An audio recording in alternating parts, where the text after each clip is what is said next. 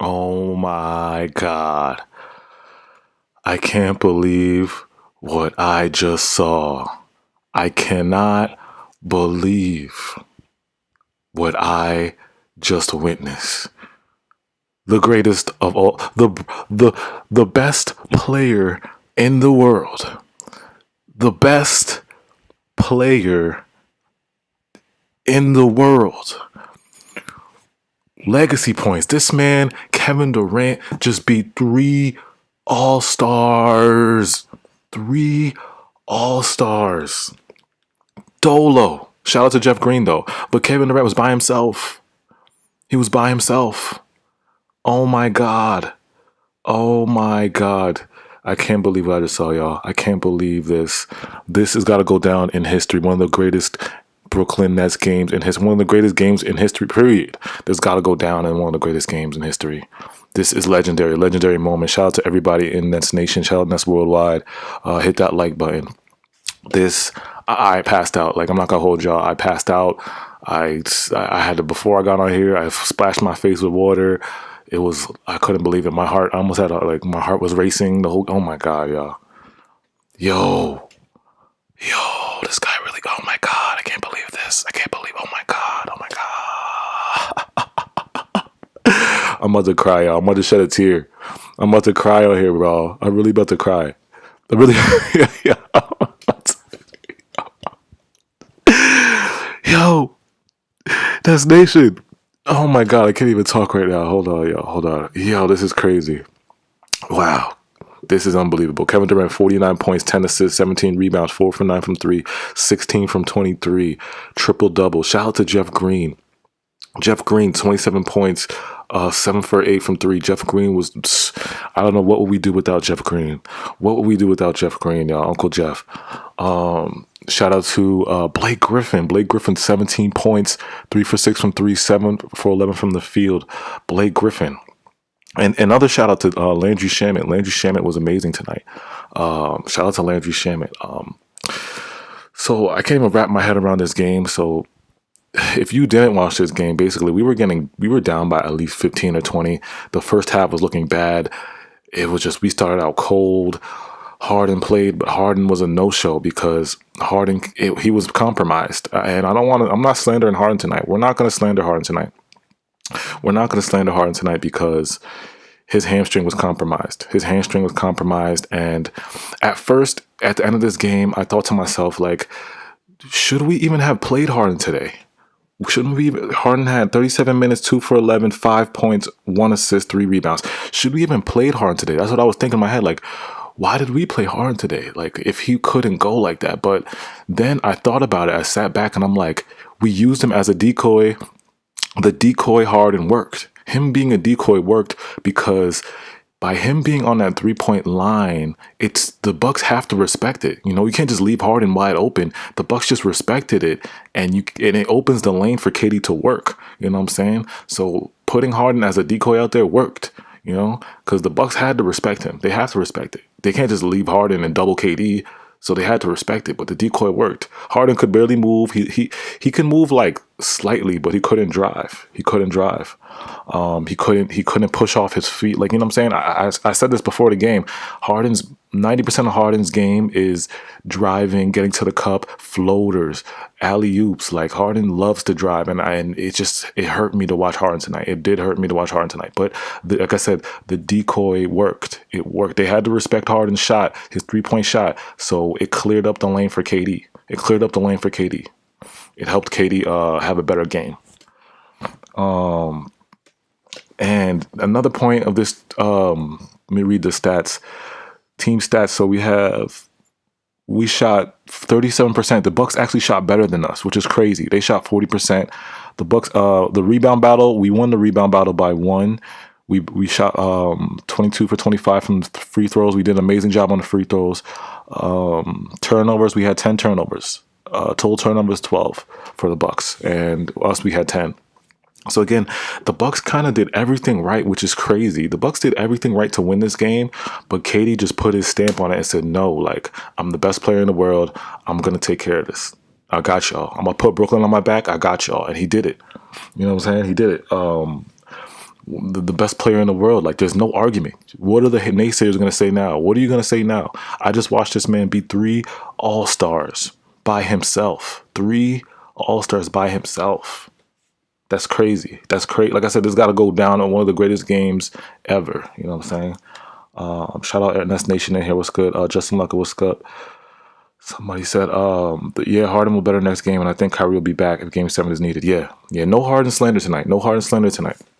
Yeah, no Harden slander tonight. Like I said, at first I had to think about it because it hurt. He was hurting us tonight. He was hurting us some ways tonight, but the decoy worked. It worked out in the long run.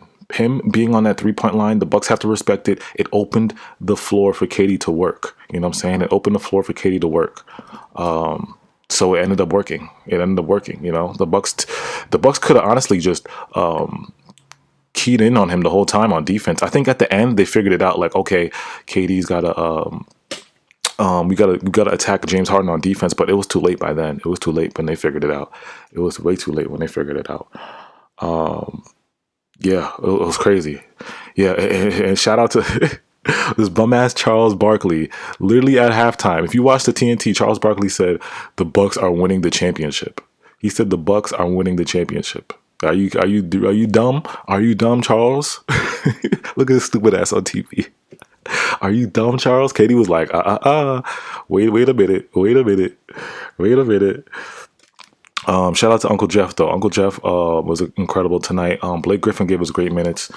Let me call a Discord, y'all. I could go all night because this is gonna be a long stream. This is a celebration tonight. One more thing before I call a Discord, y'all. Steve Nash almost lost us this game. I couldn't believe what Steve Nash was doing in this game. He played Joe Harris way too many minutes with Joe Harris. We made a run in the third quarter. We're down by like 15. We make a run, 4:28. He puts Joe Harris in. He takes out Jeff Green. No Bruce Brown, no Jeff Green, no Claxton. Like, come on, bro. When we need to stop, put Claxton or Bruce Brown in or Jeff Green in. You know what I'm saying? It's like, Joe, what's the point of playing Joe 40 minutes if he didn't make a shot? He barely made a shot tonight. What's the point of playing him? You know what I'm saying? He's not going to help us on defense. You know what I'm saying? It's like, well, what are you doing, Steve Nash? Almost lost us this game, bro. And the hack of Giannis at the end, I'm like, bro, the hack of Giannis, we should have been figured that out. I've been saying since 2 months ago, we should have been doing, not 2 months ago, but you know what I'm talking about, 2 weeks ago or 3 weeks ago, that we should have been done hack of Giannis. We're up by 4 in the fourth quarter, up by 6. Hack that man. He's not making 2 free throws in a row. We should have been doing that. Another mistake by Steve Nash. You know what I'm saying? Leaving Joe Harris in tonight was a mistake. There was a rebound. I think Brook Lopez got a dunk on a rebound over Joe Harris. I'm like, bro, why is Joe Harris in? I know we're paying him $15 million, but it's like he's not doing anything. You might as well put somebody else in there. You might as well put Blake and Jeff in there, both of them in there at the same time. You know what I'm saying? I really don't get Steve Nash. Like I said, he almost lost this game. Bad rotations tonight. Very, very bad rotations. Very, very bad rotations. Shamit should have got a lot more. Shamit, like I said, Shamit deserved to play tonight. But I don't understand the dynamic of having Shamit and Joe Harris in, and we need a defensive stop. I don't get it. Why do that? Why do you put Bruce Brown in when we need to stop? Put Claxton in when we need to stop. You know what I'm saying? It's like, put Blake in at least. Blake should have got more minutes, I think. I think Joe Harris might have got more minutes than Blake tonight. Somebody look that up. Somebody check me, because that's crazy. If Joe Harris got more minutes than Blake Griffin tonight, we know our coach is trash. We know our coach is trash for certain. Shout out Nets Nation, shout out Nets Worldwide, everybody that rock with me worldwide, Philippines, UK, Australia, New Zealand, if you're tuning in. Let me call the Discord though right now. Hold on, y'all. Hit that like button. This is extreme Nets win. Extreme Nets win. Nets Nation. They thought we were down. They thought we was out of it. They thought we was done. They said we were done. They said it was KD couldn't do it. They said he's soft. They said he's not like Bron. He's not like Bron. He can't do it. You know what I'm saying? He can't carry a team. You know, what did they say? Run KD his legacy points. Run KD his legacy points, please. Please. Run him his legacy points. All right, y'all, hold on. Hold on. Yo. AJ, you know what's crazy? you think when Shannon Sharp was like, when he was, you think the shit with Shannon Sharp, he was like, okay, well, you might have to put up 50. And then the team might need you to have in between 8 and 12 assists. And you might have to put up like 11, 12 rebounds. And he literally did all of it. Isn't that crazy? Bro, I passed out, bro. I couldn't believe what I just saw, bro. Wayne Durant. I can't believe. Wayne Durant. Oh my know God. the name and know who he is. AJ, won't me and you? We had faith, didn't we? Didn't we have faith? I have faith, bro. I had mad hit ups. Oh, KD can't do it. He's not like Bron. He's soft. He's weak. This and that. Mad talk. Everybody was son. Bro, if you paid attention to the chat, I was saging the chat. I was putting gifts of sage and everything, bro. I was putting all positive energy into this shit, man. Yeah. 49, 18, and 10. Where 50? Fuck that. 50, 10, 50, 18, and 10. Get mad. But let me get Saint, man. Saint, get in here, man. Cause I gotta call. Wait, I gotta talk to Saint. I gotta call. Hold on, Saint. Hold on. Hold on. Let me call out. We gotta call out Saint here because. Well, actually, Saint's not the only one. Saint's not the only one. There was a lot of people. There's a lot of people in this chat, bro. Because I'll be the first to tell you, I did not. No. When Harden went down and when Kyrie went down, I was like, it's over. There was I will be the first to tell you that I really thought it was over. The first half, I was fucking straight depressed. Yeah. And I was like, I can't fucking do this. Like, this is... I couldn't do it, man. I couldn't do it. I will be the first. As I say, you were the only one, though, bro. I was the only one that said, yo. Harris was playing like fucking, utter ass. Yeah. Like, none of the other guys were stepping up at that point other than Jeff Green and KD. And then all of a sudden, like, the third quarter changed, and it was like I started having this like weird climb out of depression. I'm like, okay, they're making it a fight till the end, and then it just kept getting crazier and crazier, and I went from fucking straight depression to a straight fucking like manic high. Like I'm like, I can't believe I'm watching this. Like that shot that he made, that KD shot that he made like off kilter at the top of the three. Like when he hit that, I'm like, he's doing it. Like he's different. Bro, you don't have to call me out. I'll be the first to tell you I was fucking. You're not the only one though, because there was so like looking forward to next season, bro. Yeah. I was. There was mad people in the chat, bro. I was the only one left standing. I'm like, bro, we could win Game 5, and everybody was like, yo, stop it, bro. I know that you're silly. He's like, yo, bro, what do you think? Like people was coming at me and stuff. I'm like, the only guy. Remember before. I thought that before we found out Harden was coming back. When Harden was coming back, I'm like, okay, we have a chance in my head. And that's when I was at work today. But Harden, so my first initial thought before Harden comes back, I was like, there's no way. And then when I heard he came back, I was like, okay, so we got a chance, but we didn't know what kind of Harden we were going to get. And let's talk about tonight. Did we need Harden out there? And I said it before in the beginning of the stream. I'm like, Harden didn't really do it. We could have just put Mike James out there. You know what I'm saying? Did we force Harden to play? Like in the back of my head, I'm like, in the fourth quarter, I'm like, why is Harden out there? Why is he out there? And then I thought about it, and I'm like, oh, he's just a decoy. He's a decoy because he's a decoy. He's a decoy. The threat of him is always just going to be, that adds to our spacing, and it's not even just the 3-point. Not even just 3-point threat, but the threat of obviously he couldn't drive that good. Yeah. But you could have. Did Mike James start? No, dude. But you just said the key thing though, Julian, the spacing. Because if you didn't have Harden in, you would have gotten a lot. You could have put Mike James in though. And it was all KD. Yeah, because like I said, in the beginning of when I ended the game, I'm like, why did we have Harden out there? Then I thought about it, I'm like, the decoy, him being a decoy definitely worked. It worked because it spaced the floor. It gave KD more room. You can't double KD at the top because they're not going to leave James Harden wide open. You know what I'm saying? They have to respect it because his reputation. You know what I'm saying? His reputation is like you can't just leave Harden wide open. So you could have put Mike in for his spot though. Like I don't think he had some passes and stuff. Yeah. But if he was coming out like this, and you started like Mike James, and you gave the minutes that James Harden had to Mike James, I think we still pull it out. Yeah. You know, I think, but I guess, but I mean, of course, Harden wants to come in, bro, because this is really like we should really treat it. We should have really treated this like a game 7, and we did treat it like that. So I don't think nobody forced him.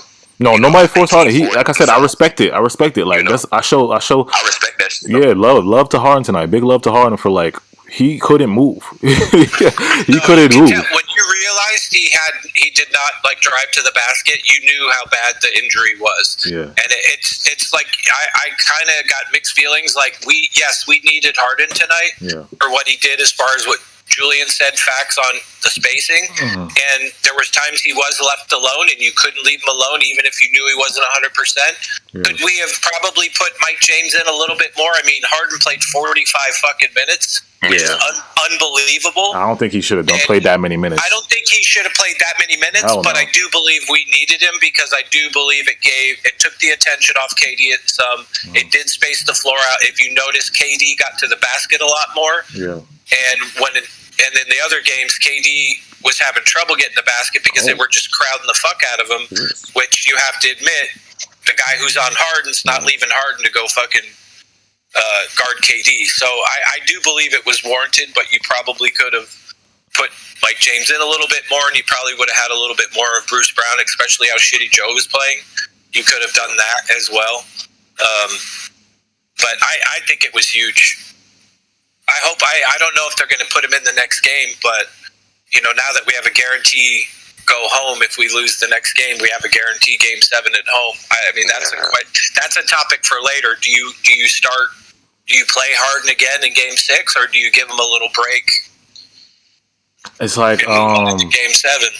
He needs to. Oh fuck, that's hard, bro. That's a hard question. He just needs to, because I think they'll still be scared, but he just needs to like. I don't know how if he was practicing before this game, or he can do the same thing he did tonight. Yeah, but he needs to hit more threes. I don't think. You think Jeff Green's gonna give us another? Jeff Green didn't miss tonight. He missed 1 3 tonight. He did. Yeah, he was 7 for. Jeff Green was 7 for 8. 7 for 8. 8 for 11, 7 for 8, 4 for 4 from free throw. He scored 27 points tonight. Yeah. So Jeff Green was great, but for Harden, he had like 5, so he only missed 1 shot.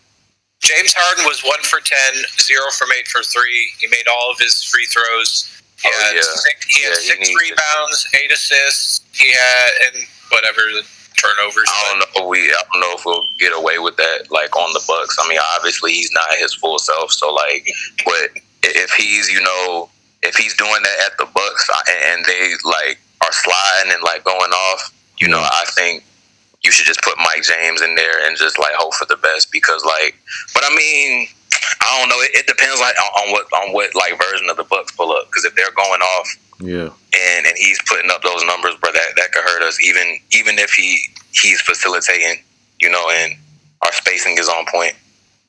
Yeah. Oh, my bad, y'all, for that on the screen. I clicked on a bot. That wasn't no like. It was like I clicked on a bot and I went to her page, and you know, one of those. But what about y'all? What y'all think? Harden, I'm just happy as hell. I got to a point where at the halftime where I said, and I've already said it to some of y'all, where it was like I just didn't care who it was, how it was. I didn't care who was playing shitty and who's good. I just want to win. I just want to win the fucking game. I don't care about clapping on this guy, that guy. I just like somebody step up, somebody hit a bucket, and let's win this shit so we can like guarantee ourselves at least 2 more games. Because if it does make it to game 7, I will take that at home any day. Yeah. So you're going to ask KD to do this again? Going to Milwaukee is going to be a tough game. So KD has to do this again in Milwaukee? That's what you're saying? I don't know. Go ahead. Depending on whether you have Harden or not, because I don't think you're going to... I know people will talk about Kyrie at some point, but I highly, highly doubt it that Kyrie will be back at all this series. So it really is going to come down to James Harden. And the question is, when's the next game? In 2 days? Yeah.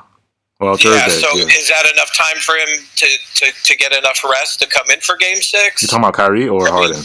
No, Harden.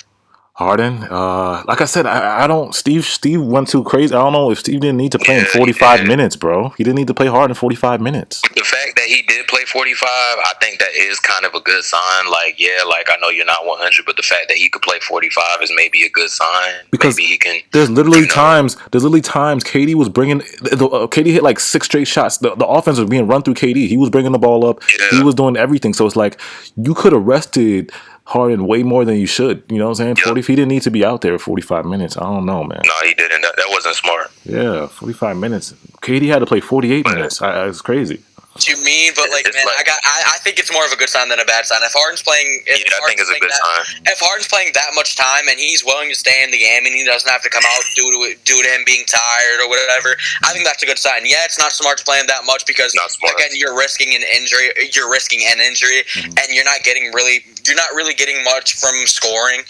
But again, like we needed Harden to score kind of, but I mean, we still won without him scoring, and that was a very good sign. And he did have. Let's be fair too. Like he had some great passes, bro. He'd been out for 10 games, so I'm pretty sure a lot of that missing those shots too was rust coupled with not being 100%. So maybe does that change in the next game if he plays? It would have to if he plays because is Jeff Green gonna be able to put? I think Jeff Green can put up 20 again. I don't know if he'll do 30. I don't know if Blake is going to. You don't know what you're gonna get from the rest. Yeah, exactly. That's why he would need to be at a point where he can at least do like 25, 12, 13. And I don't know if he's at. Imagine if Joe Harris had a good game right now.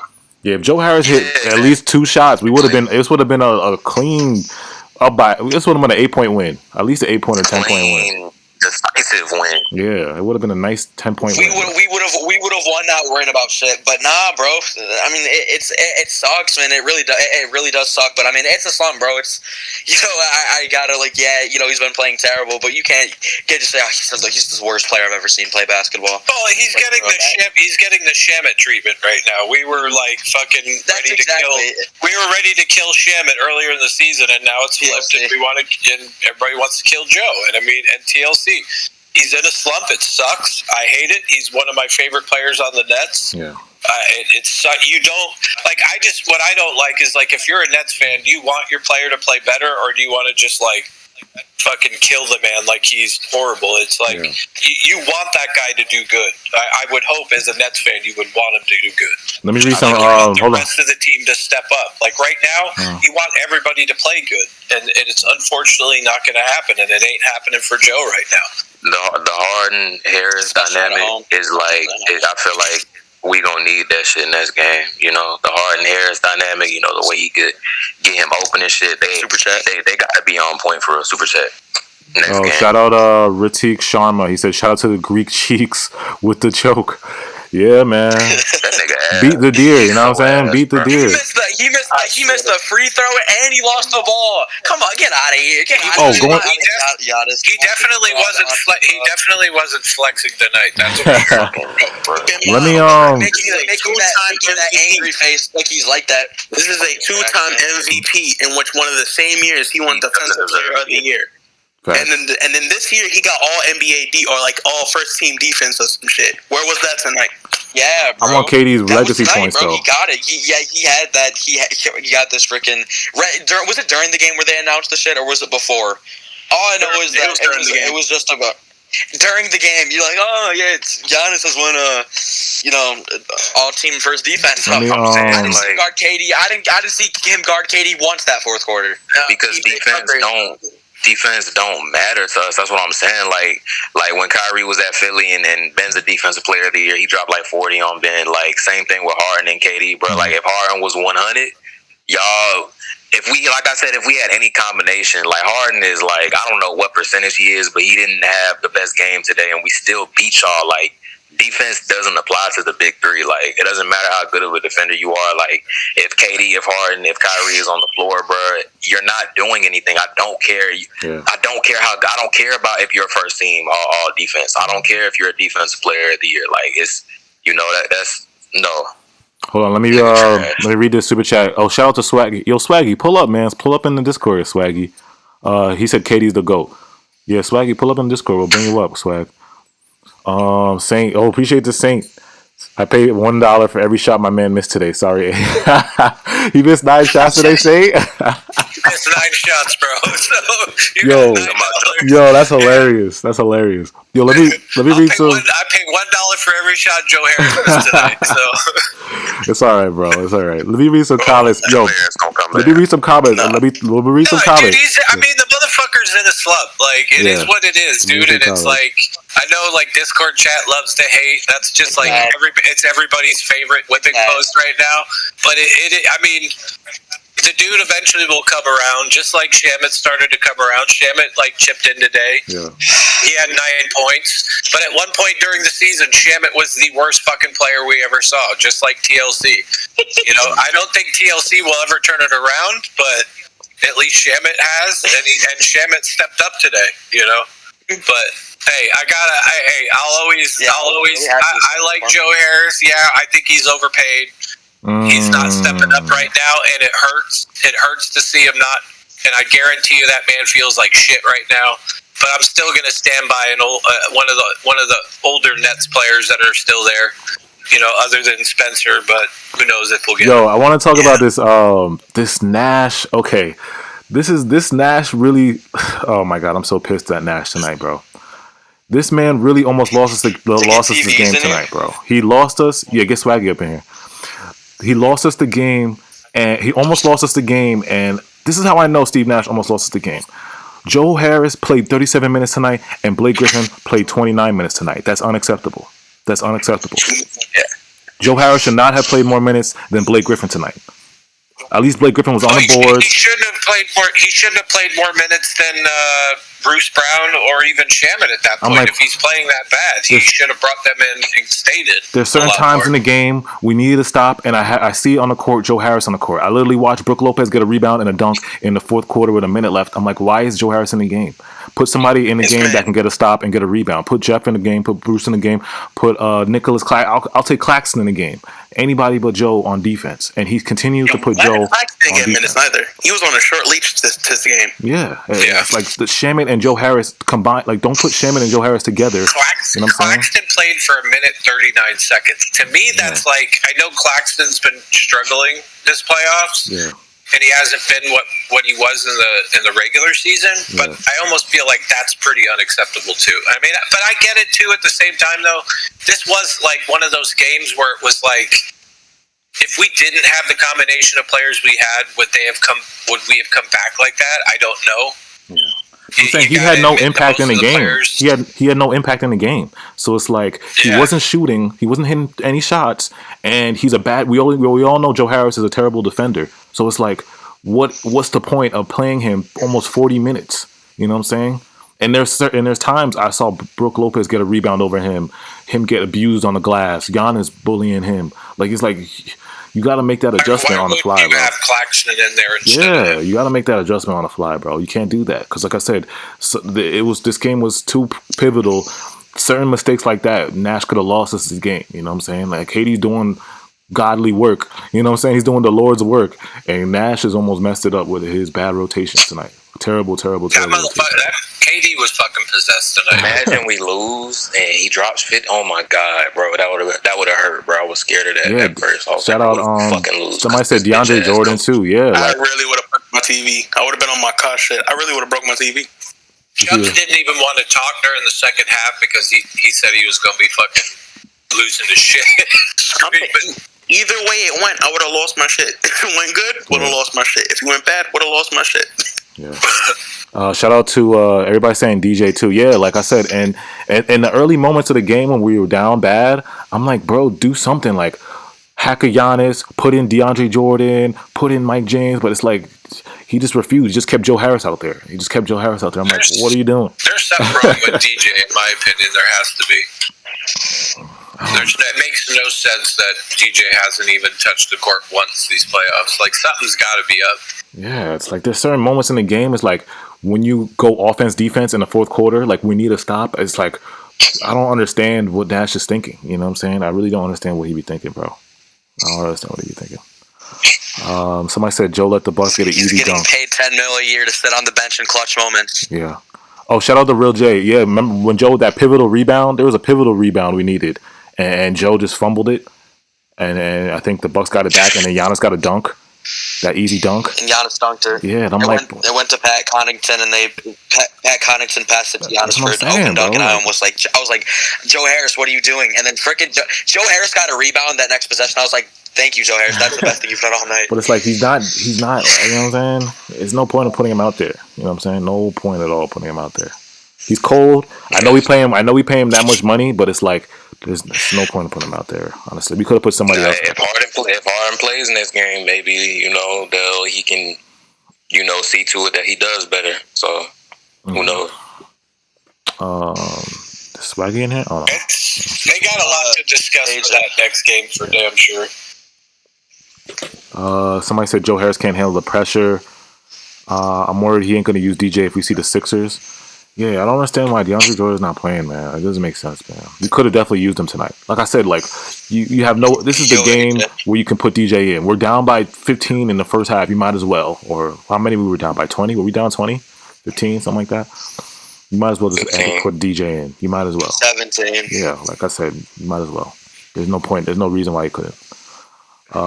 Shout out to Mike Gwitty. He said Harden's gonna play better next game. Yo, Asia. Yeah. What happened?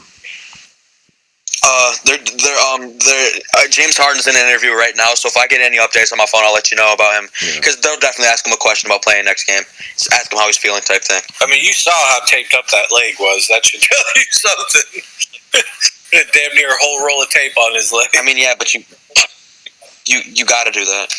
No, I know that. I'm just saying it should. Tonight was definitely, a big probably was in pain. Definitely. To see that he didn't drive at all was either like he knew if he drove he ran the risk. Bro, he couldn't even move, bro. Like if you watch this whole game, he couldn't move. He just was like a spot up shooter. Well, he could do his step back.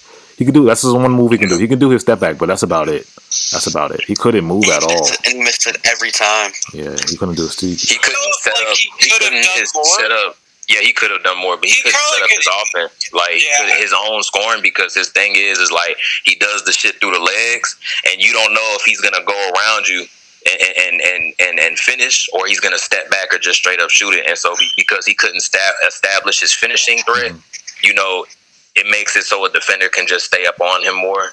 So he kind of like puts you in a blender. It's like pick your poison. Okay, if you step out of position, I'll just go around you, float it up, and one drop out. Yeah. If you do the right thing, then I'll just do this unguardable ass step back move. And because he couldn't do that finishing shit, I think that just really fucked him up. Oh, is Ticket TV still in here? He was talking mad shit, bro. He was talking mad shit about KD. I hope he goes live tonight. He was in here, but now he's not here. He's not here? Yeah, he was talking mad shit about KD. It's not the real one. It's not the real one. That was a fake one? It's not the real one. Yeah, it's no. Yeah, he was talking mad shit. He put up a whole video. I saw a black check mark next to his name, so I was like, all right, that's not him. He put a whole stream out there talking about how KD is soft. He's not as good as LeBron. All that shit, bro. Like KD's he couldn't do it tonight. He's not gonna carry. He can't carry. Mad shit about KD tonight. So bum that nigga, yo. The real Jay said, bro, when you come back from injury, you have to get over the mental battle first. He was trying to take it easy. Yeah, like I said, we're not slandering Harden tonight. There's no. I said it in the beginning of the chat. There's no Harden slander tonight. We're just like. We're concerned. We're concerned right now. Yeah, we're concerned. We're concerned fans about Harden. You know what I'm saying? Like I said, we're just concerned. It just questions the fact that should we have played him 45 minutes tonight? You know what I'm saying? Should he have played at all? That's what we're just questioning.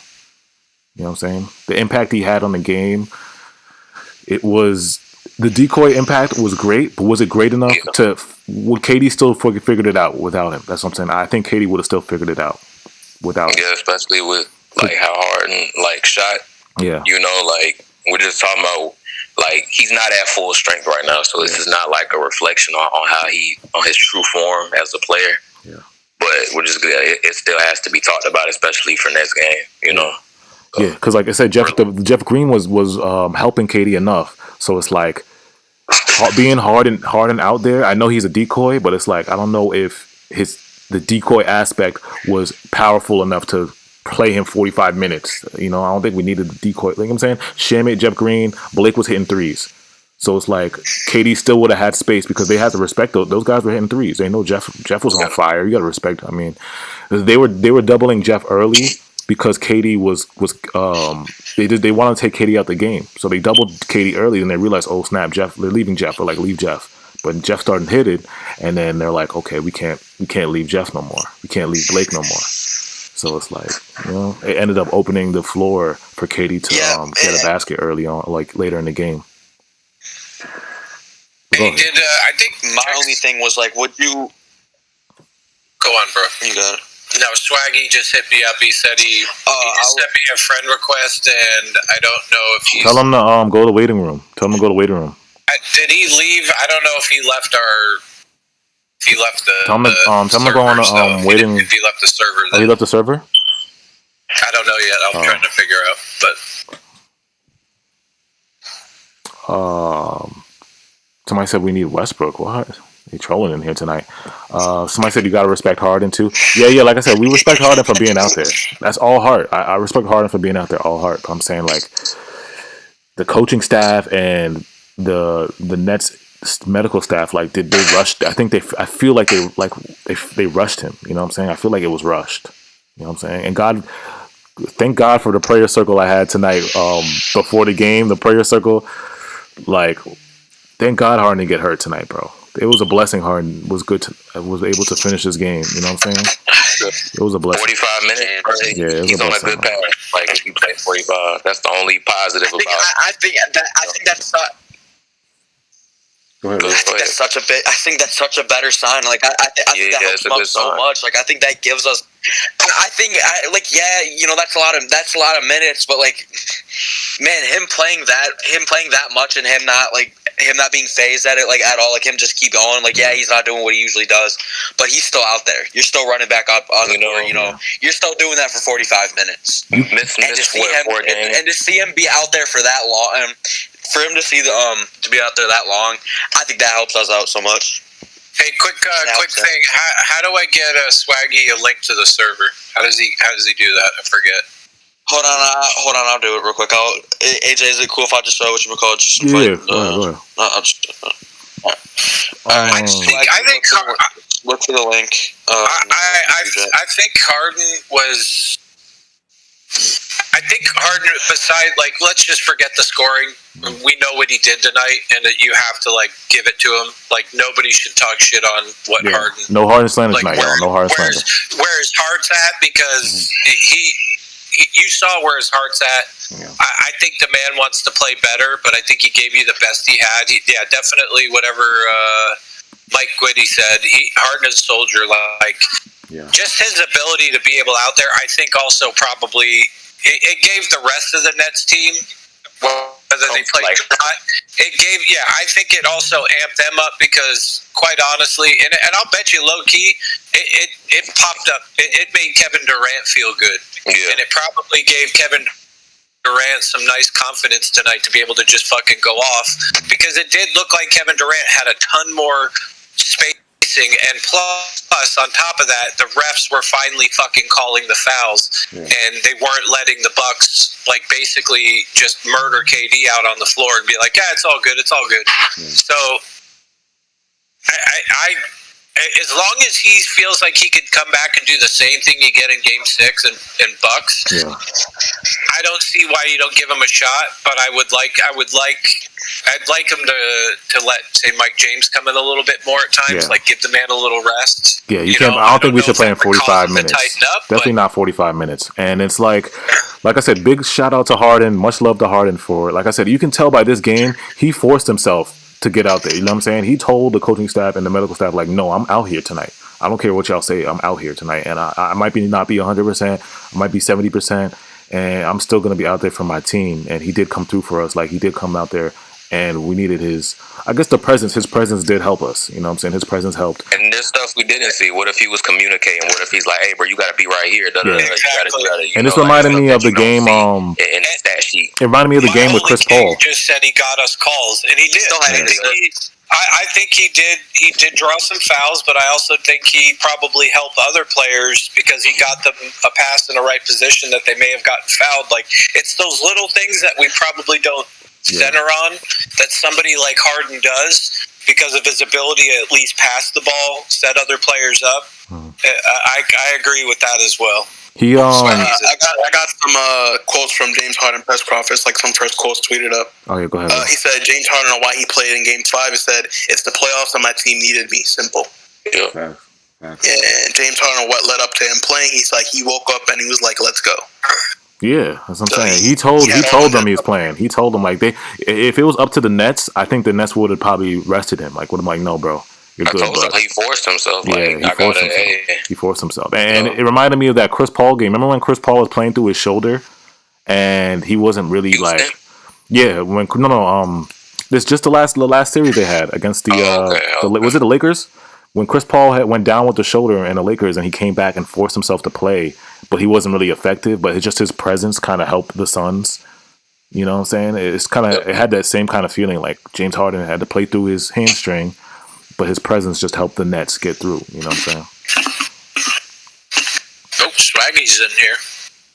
Oh, Swaggy, man. What's good, Swag? Shannon Sharp tweeted, Brook Lopez is a waste of height.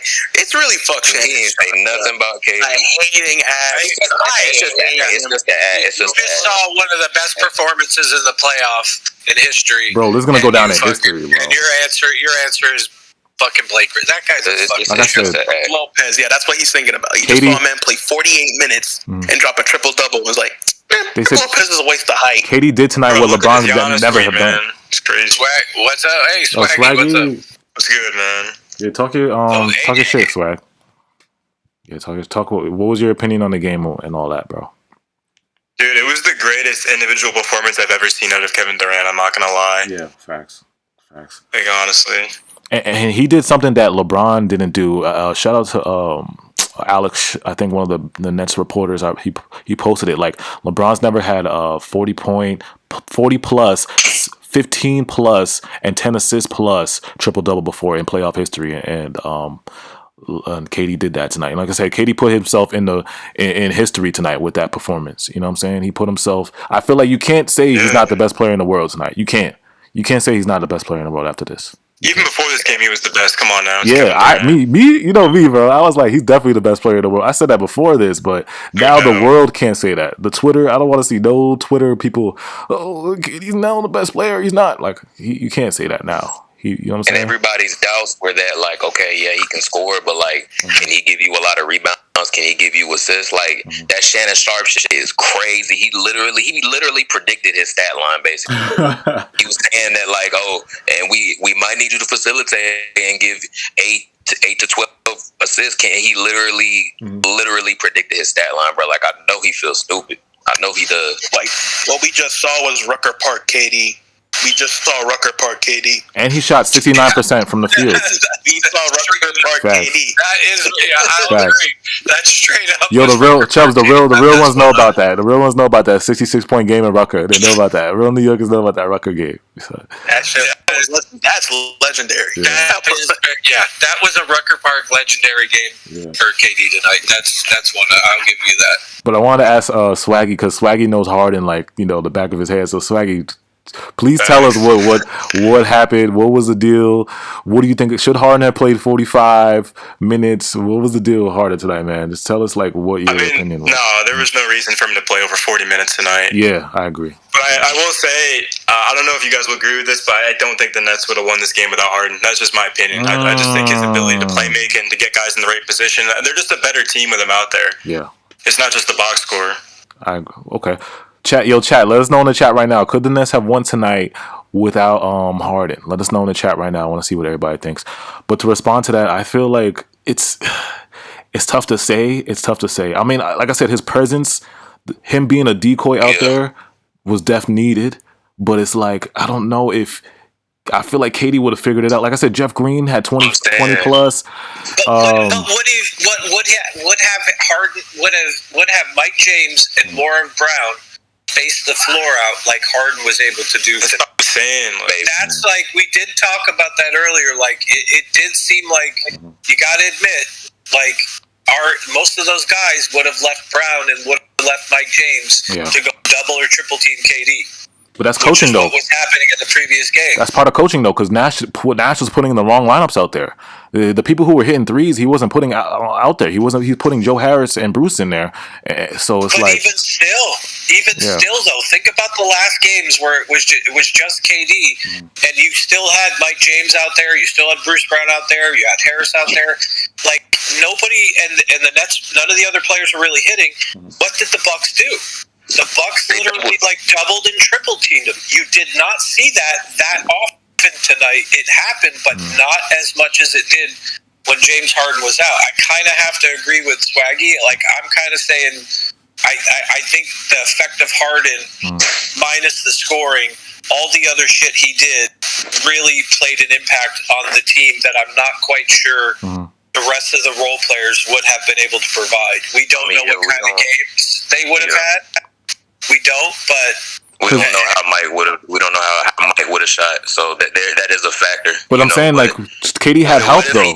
What if he just like hit decently? Like he shot a decent percentage and he scored more.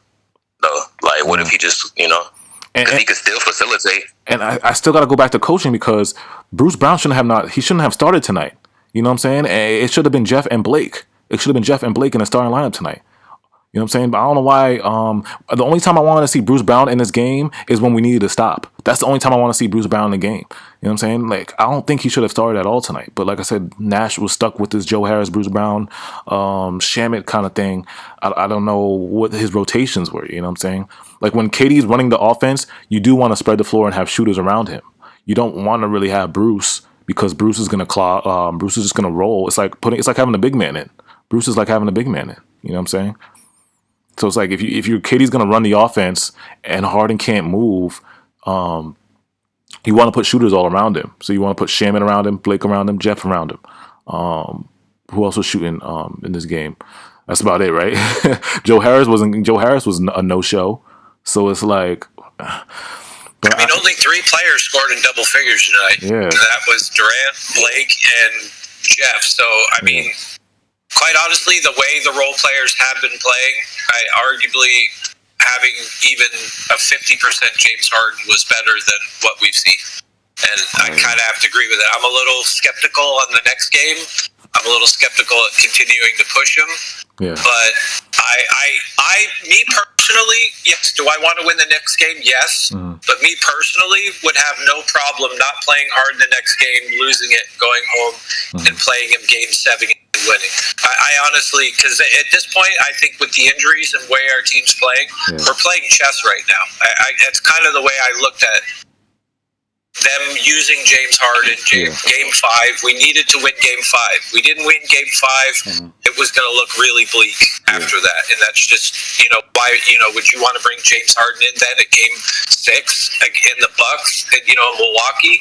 Would that have been the first game you wanted to bring him back? So it's probably smart they brought him back today, and he played today because now it gives them breathing room. And if they just kind of say, hey, we're going to take it easy in Game 6 and hope for a win and then just ball out in Game 7, I'm okay with that because we have to play chess as a team kind of right now. Yeah. You just have to because you don't know. You know KD's going to show up, but you just don't know what every other player on the team outside of him at this point is going to give you. You don't. Yeah. And you can't rely on that. You have to expect Joe Harris is going to have another shitty game, and you have to expect one of the other role players. I mean, it's true. It's at that point. Hopefully, I'm hoping to God this dude can come out and just start hitting and you can't make this shit up. Brook Lopez, a center, a 7'1" center, was shooting better than our the best 3-point shooter in the league. You can't make this stuff up, bro. You can't make this stuff up, bro. It's unbelievable. Joe Harris can just kiss my ass right now, bro. I'm even mad at him. I still like him, but I'm a supporter. But he could kiss my ass right now. The whole game I was hoping that he was going to miss every shot and then come in and hit the game winner. All game I was thinking, just hit the last shot for me, please, Joe. Just hit the last shot. That man out, bro. We needed stops at the end, and he was not helping us. Like I said, we needed stops. No, he wasn't. At least go offense, defense. You know what I'm saying? At least go offense, put Joe in, and defense, put somebody else in. Do that. Don't put Joe out there for 40 minutes. Which Nash never does. Nash never does utilizing his timeouts that way, where he puts in defenses for the stop and then switches it. He never does that at the end of the game, which I think is frustrating. Yeah. Shout out to Polly. He said KD became the first player in NBA history to record 45, 15, and 10 in a playoff game. Shout out to, he's the best player in the world, man. This is a GOAT game. This is a legacy game. Like I said, all the people who was talking smack about KD, y'all gotta give him his legacy points tonight. He literally beat 3 All-Stars by himself, almost by himself. He beat 3 All-Stars. I can't wait for Skip to cook up Shannon Sharp tomorrow. I'm gonna have so much fun watching that in the morning. Yeah. Tomorrow's gonna be a blast, bro. All the outlets said, "Yo, man, KD can't carry, but he's not LeBron. He can't do it." And Giannis got some words for KD though. Oh yeah. Fuck Giannis. Giannis is, bro. Like, bro, he's really KD's son. Yeah. Why did he hold him at the end, son? You saw him hold him at the end. Why he hold him like that at the end? Bro? Get off me. He like Giannis and he's fucking frustrated. He's like, damn, why can't I do that? I'm jealous as fuck. Giannis will give you a game once in a while where he hits a bunch of threes, but all he is a glorified. Yeah. He was on tonight from 3 though. He was on tonight. Surprisingly, he was on tonight from 3. Like I said, it was really shocking tonight. The craziest part about tonight is the Bucks kind of did everything right. Like the big 3, Drew was scoring, Chris was scoring, Giannis was scoring, and still they lost, which is crazy. You know what I'm saying?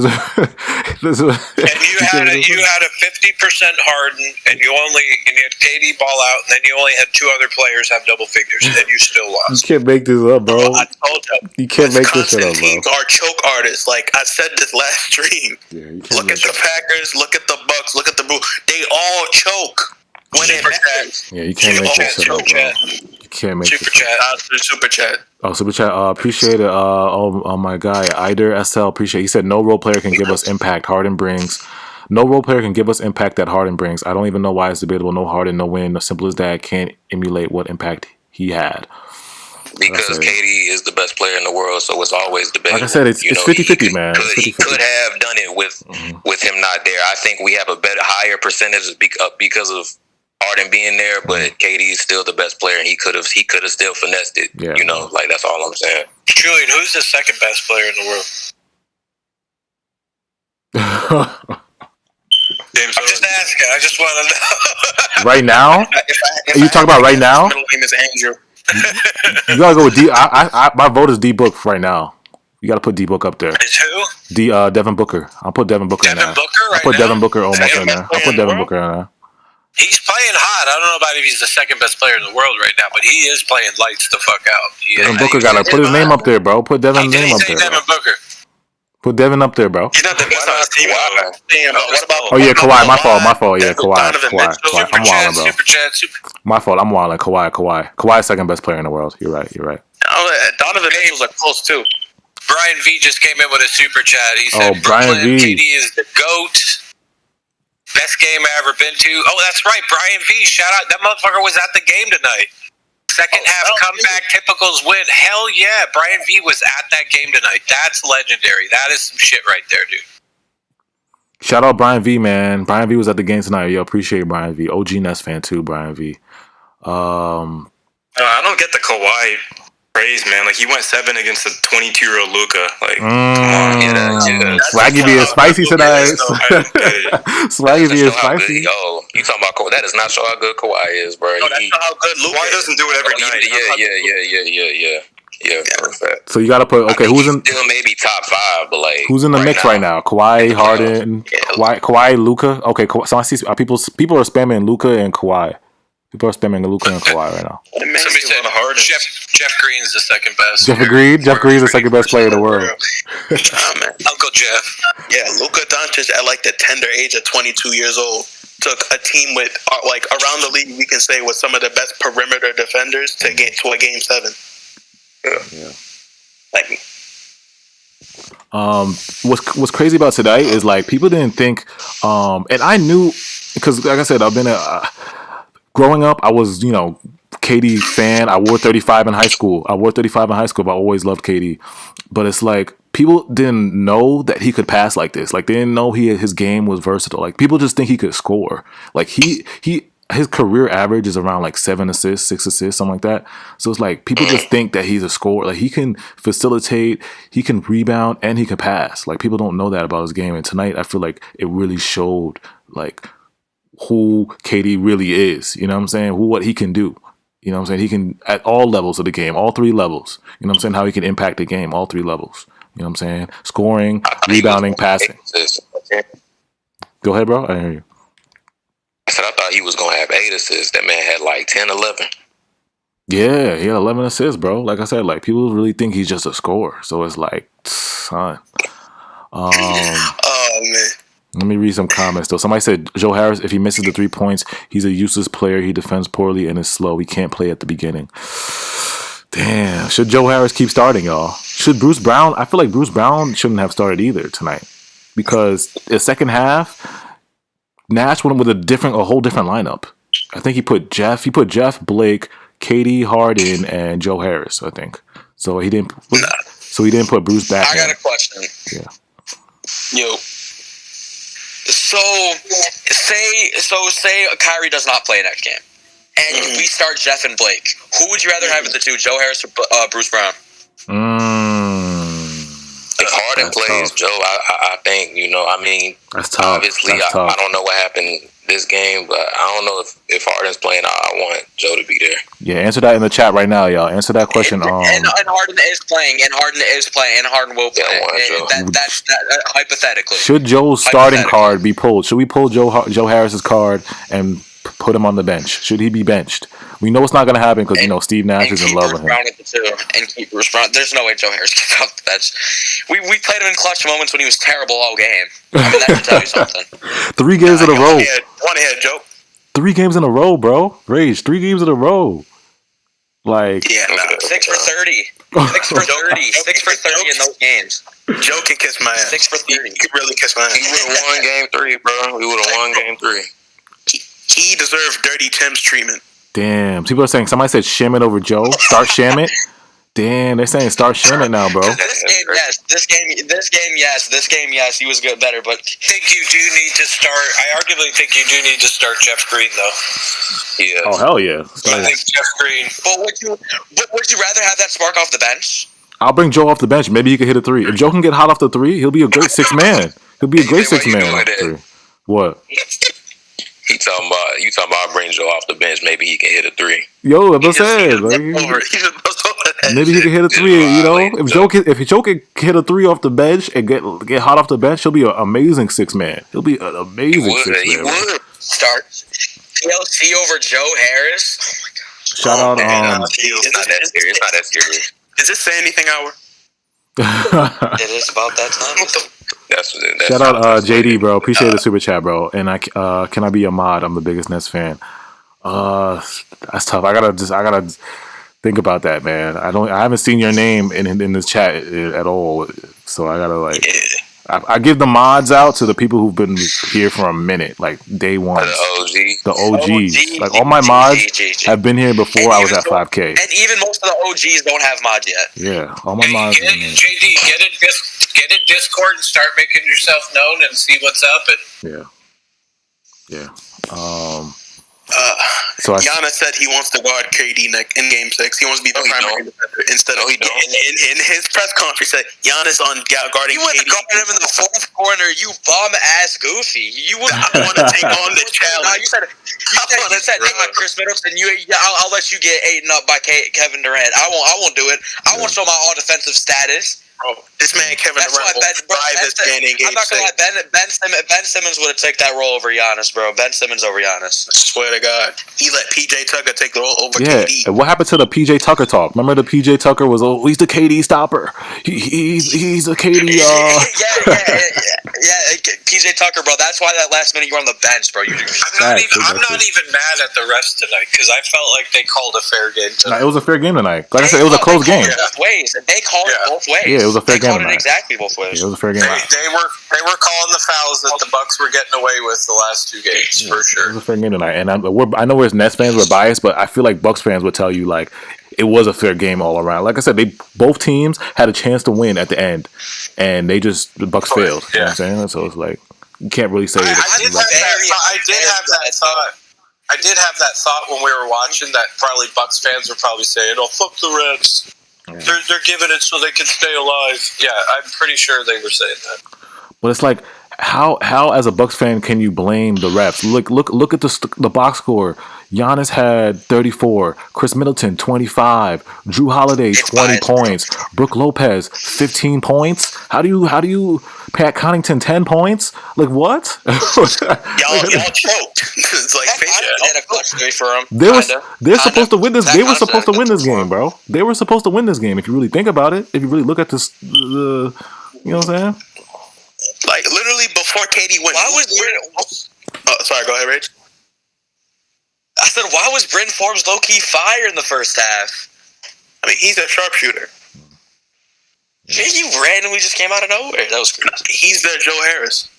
Unfortunately, our Joe Harris is shit. Hey, Ray, drop the Discord link in the chat again. Discord link. Yeah, that's what I'm trying to say. Any combination of that big three, any combination, even if it was because that stretch during the regular season where it was Harden and Kyrie, bro, we fucking y'all up with any the fact that we could do this to you will really just won because Harden was not full. You know, like y'all really are just like, bro, y'all not. Nah, phone funny shit. Shame on the Bucks tonight. It's just not happening. Shame on the Bucks tonight, bro. Shame on them. 3 All-Stars game. Like they should have. Like I said, 3 All-Stars. Silly Bucks. 3 All-Stars, bro. You thought you'd Shame on the Bucks Kevin Durant at their house. You got to look at. You all, go ahead, Shane. Go ahead. Go on. Yeah. No, that's cool. Let's go for it, bro. I was like, you got to look at the Bucks crazy tonight because like you got to look at them crazy. Like, how did they give this game? Like, you just gotta look at the game. Look at them crazy. Giannis should be getting killed on Twitter, bro. They were hitting on all cylinders, and they were doing everything. You even said it, I think, at one point during the Discord chat. You were like, "They're doing everything they're supposed to tonight." This is when we were losing. You were like, "The Bucks are."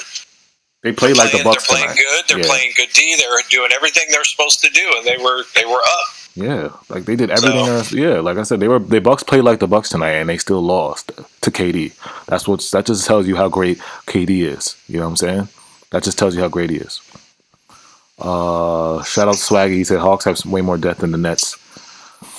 Yeah, they do. Yeah, we're probably the team and the only team in the playoffs that has the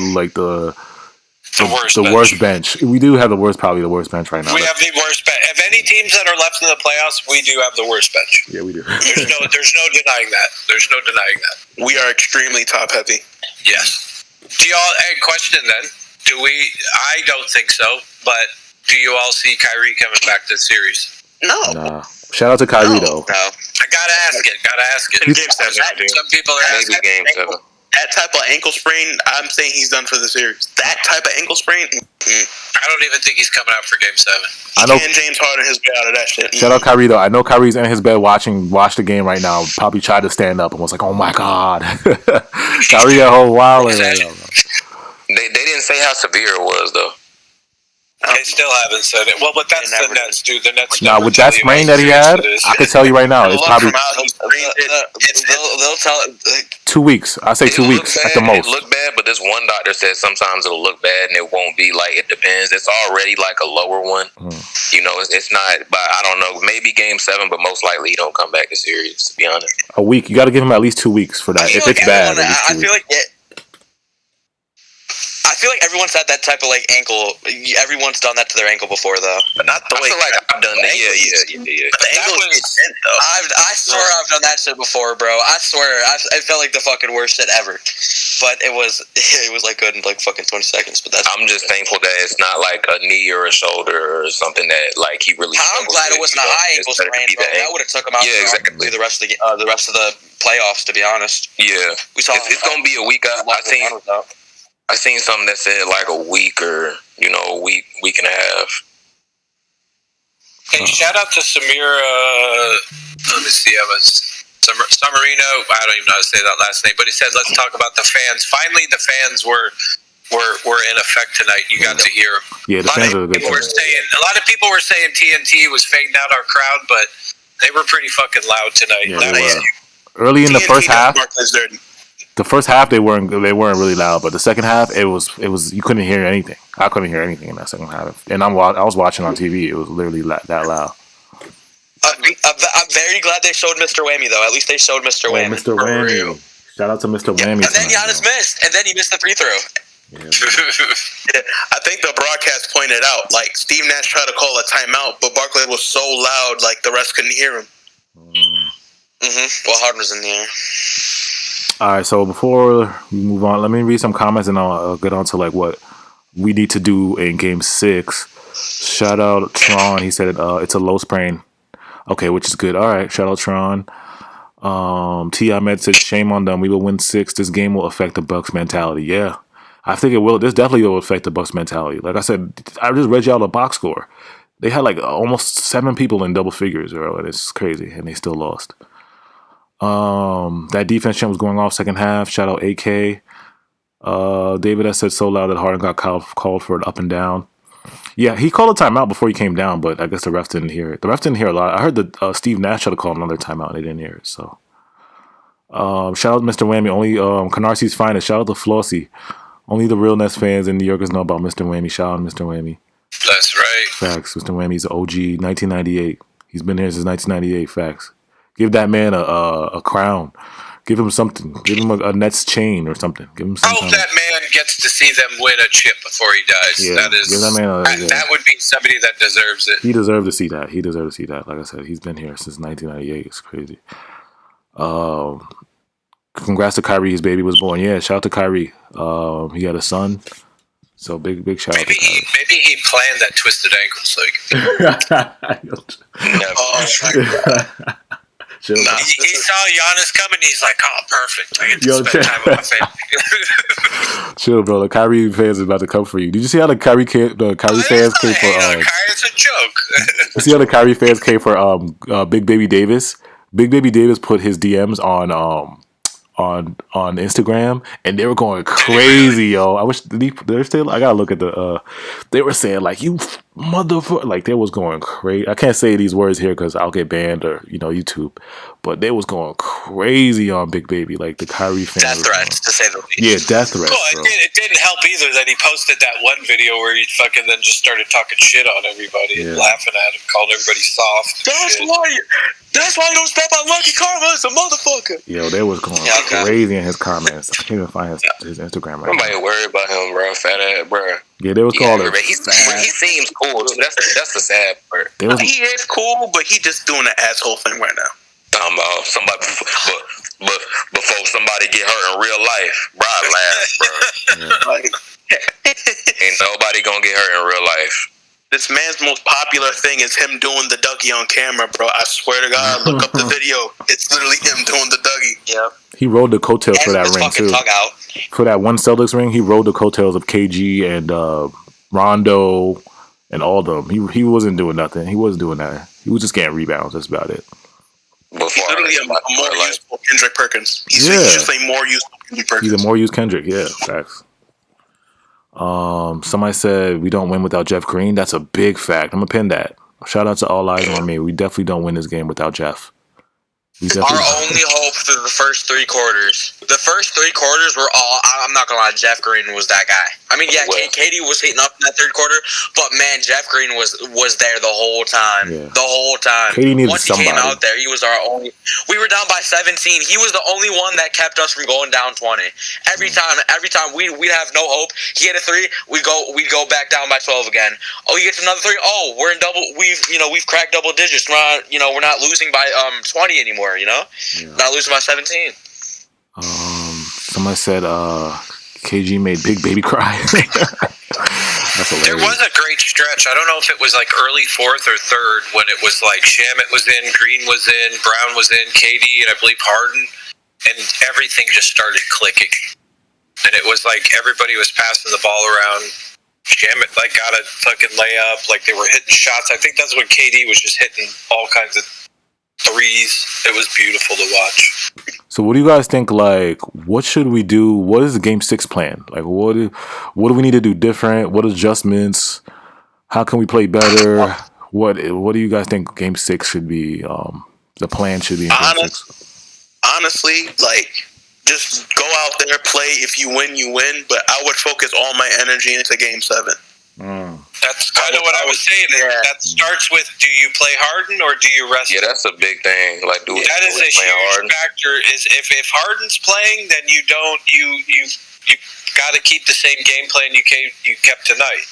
Yeah. If you don't, then you've got to like go out there and you're going to obviously see more Mike James. You're going to see more Brown. You're going to see more of those players, but are they going to be able to step it up? I mean, I think this win gives the Nets a lot more confidence again. It makes them feel a little bit better because I think they probably were after.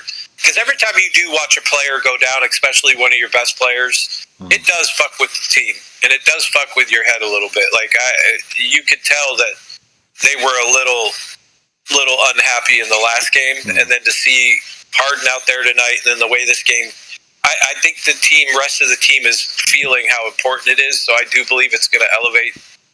The good part about this game, though, it's like if Harden is if we bench Harden for Game 6, it's like we still have an opportunity to win. Like we still have an opportunity to win. That's the good part.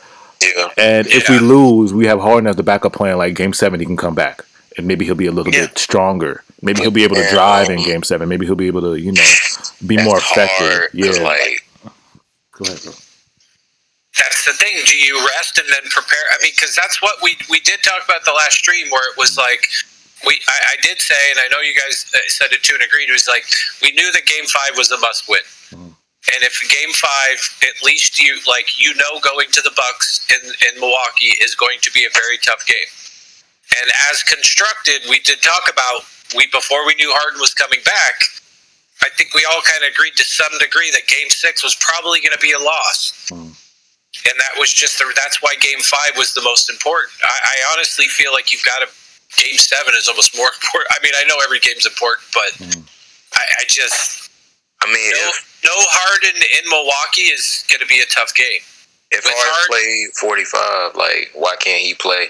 And wouldn't that be like detrimental to him if he just went from playing 45 tonight to not playing at all, and then going back to play Game 7? Maybe. Hey, why can't he play like 20? 25. Definitely not 45, but like, shouldn't we like get him more reps or something? I don't think we should just give Game 6 away. I think we should still try and put him away. You don't want to give it away, but you have to. I mean, but you have to be realistic with Harden right now. You just I love that he came out tonight, and it's one of the one of the best reasons why we won the game tonight was having him out there. But at the same time, I don't want to fucking risk losing. Like and we move on to the next series, and we just played him 3 games in a row.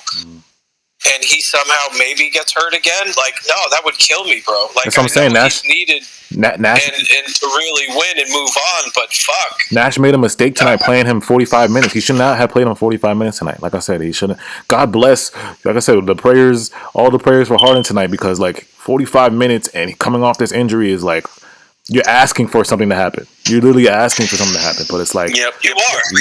Yeah. You're literally playing with fire. Yeah, you are. Exactly.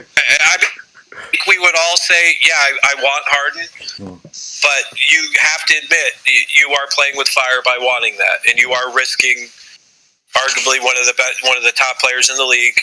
You're risking him getting hurt even long term, and then not having him the rest of the series. And if 76ers, and even risking him not having in the finals, if it gets that far, like you are risking that. Shout out Yvonne. Yvonne said limit Harden's minutes in Game 6. I'm just scared, bro, to get that Game 7, bro. Like, Game 7s, bro. Yeah, you don't want a Game 7. Anxiety, yeah. Like, I would say, like, play the man, like, 20 minutes. But I wouldn't be mad. I wouldn't be mad if we didn't play him, because I think we could still beat them, without him. Obviously, our role players would have to play similar. We would need Joe Harris. We would need Mike James and all that. So, I get it. But, like, I want to put them away. Yeah. I want to put them away in Game 6. The best part about Game 6 is like we get to play free though. Like I said, like the Nets, all the pressure is on the Bucks. They're gonna have to. They might choke it away. You know what I'm saying? We're gonna be playing free. They're gonna have pressure on them to make shots to end. To get back to Game 7. So it's like they're gonna have to play even better than tonight. And I don't even know if they can play better than tonight. If we do win Game 6, we get a nice Yeah, get a vacation anyway. That's what I was saying. If we win Game 6, Juliet, you're right. If we win Game 6, more rest for Harden. And the Bucks and 76ers keep going back and forth. That's a good for us, but we could lose. I don't know if do we win Game 6 without Harden is a great question. There's no way.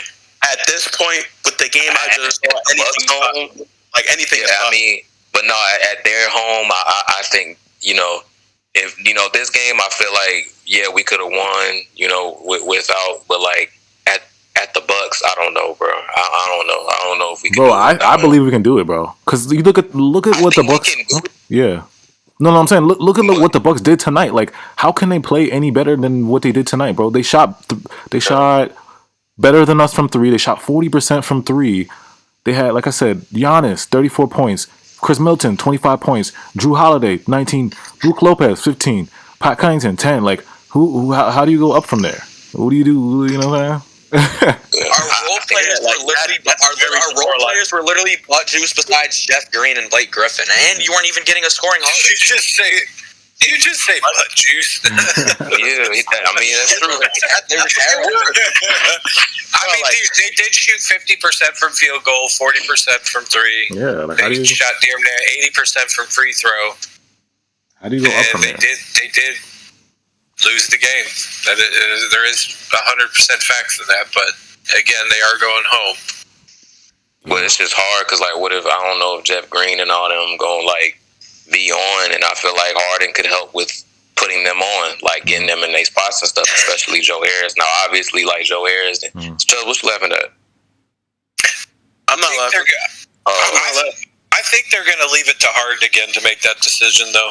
Yeah. No, I think it's going to be up to Harden again. Jeff Green, Joe Harris, those guys are always going to be open because the game plan is to double KD. So they're not going to I feel like Jeff and Joe and Blake, they're always going to have open shots. It's just they just got to nail them. You know what I'm saying? They just got to hit them because KD, the game plan for the Bucks is stop KD. That's the number one plan. They don't care about Jeff. They don't care about Joe. They don't care about those other guys. They're like, the game plan is to stop KD. But when Harden's in, they do care about Harden, obviously. Yeah. And I mean, if Harden does play the next game, though, I would like him not to do 45 minutes. Yes. I don't think he needs to do 45 minutes, but. And what if he starts going crazy from the 3 or something? What if he has 15 assists or some shit? But I do think that we can win without him. But I think we have a better chance if he's on the floor and playing good. Or the question is, if Harden didn't have if KD didn't have the game we had. How much of that is a factor going into Game 6? Is that going to require KD to have another game like he had tonight? No. I mean, because we know without KD doing what he did tonight, do we win tonight's game?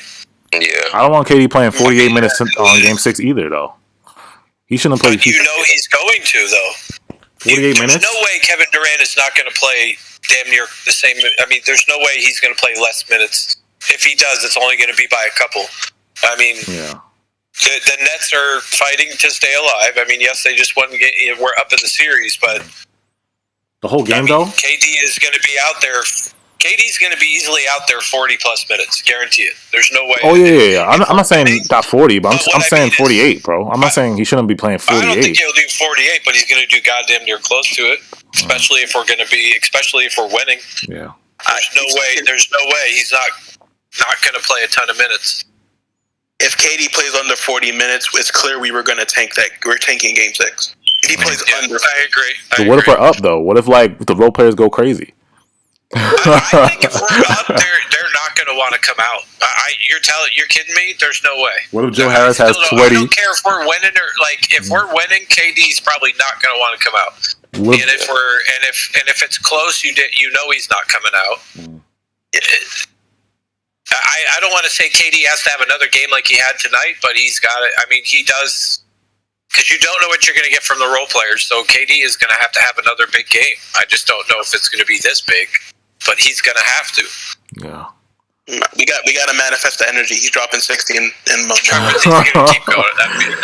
Chill, y'all. Chill. If he's not there, like, and it's gonna be on their home floor. Harden's not there. Like, I think I could definitely see him dropping like 40, 45. But I would like, I would like Harden to be there if he can. If he can. It's asking a lot, bro. I'm just saying, asking a lot. It is asking a lot, but let's be real. With Irving out and Harden at 50%, KD is literally going to play every game 40-plus minutes a game. Guarantee it. There's no way around it. He's going to have 30-plus games to even have a chance at us winning. There's no way around that. Yeah. He is the last remaining big three at 100%. And with the spottiness of the role players, there's no way that he cannot play less than 40 and not give you a big game. It has to be done in order for us to win. It really does. Yeah. Unless all of a sudden every role player comes out and gives us 15. You know what I mean? What's the odds of that happening? KD better have his ice bucket ready. He better have they better be massage therapists at his house right now.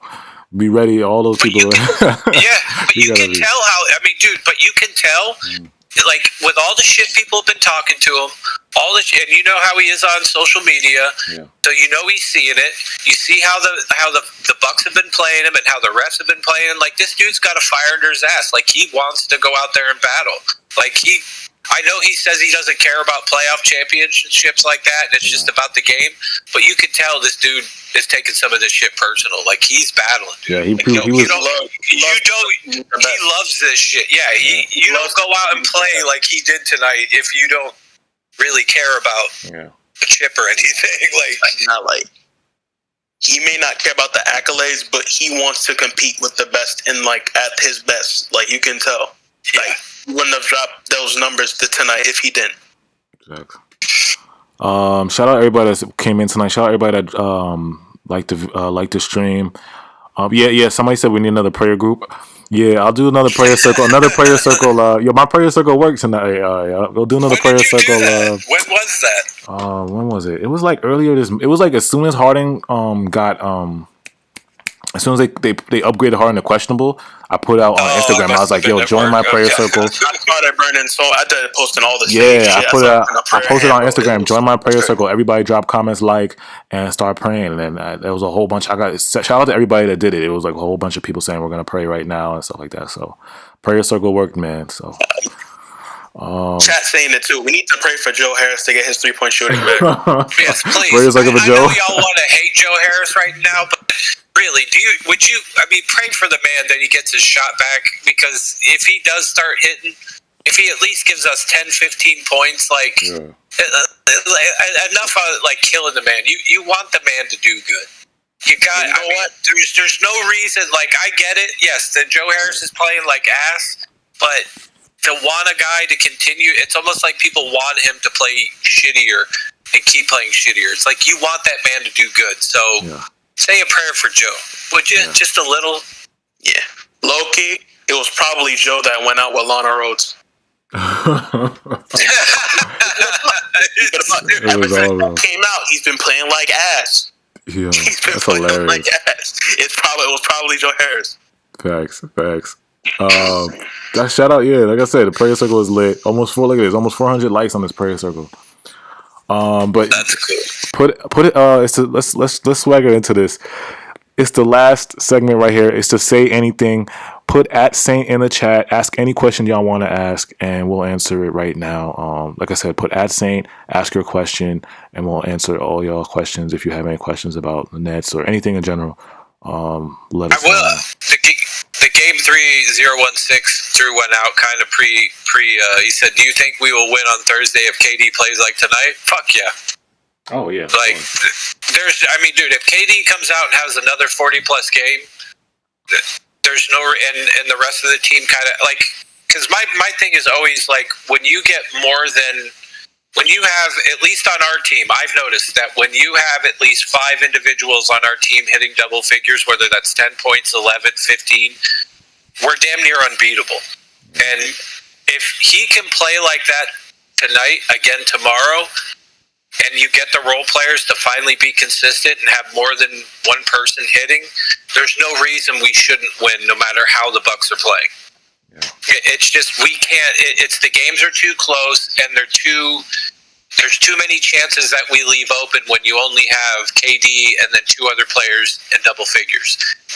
At that point, that's what makes the games look close, which is crazy because you'll see us not playing that good, but they're playing at their best, and the games are as close as they are. So I just don't see it how we lose if the rest of the team doesn't step up.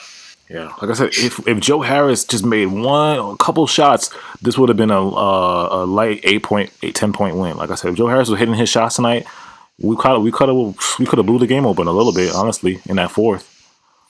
Somebody said, I'm trying to read the comments. Okay. Aaron Brahim said, "Put on the KD Twitter memes." Oh, they're KD's trending, of course, right? My Holy King said, "Do you think DJ will ever play in the playoffs?" That's tough. Martell Hickson, how hurt is Nick Wrong? Scale 1 to 10. Oh, he is crying. High, right? I think he was at the game. He said he was going to be at the game. Yeah, he was at the game. He was at the game. You got to say he's the best player in the world. Why is Achilles trending? I see Achilles trending. I see Easy Money Sniper trending. Because, bro, he's doing this, bro. Dude, and that's what I said, Chubbs. Weren't we talking about that earlier? Yeah, and he's doing this. And it's like that. I mean, outside of that one announcer saying, "Did you ever imagine you would play like this again?" or whatever, was kind of stupid. But outside of that, nobody is talking about how fucking amazing that is. Yeah. Like, you don't hear it really at all. It's like people just expect. It's like, dude, this. I mean, you literally saw on national TV his Achilles snap and then rupture up through his calf.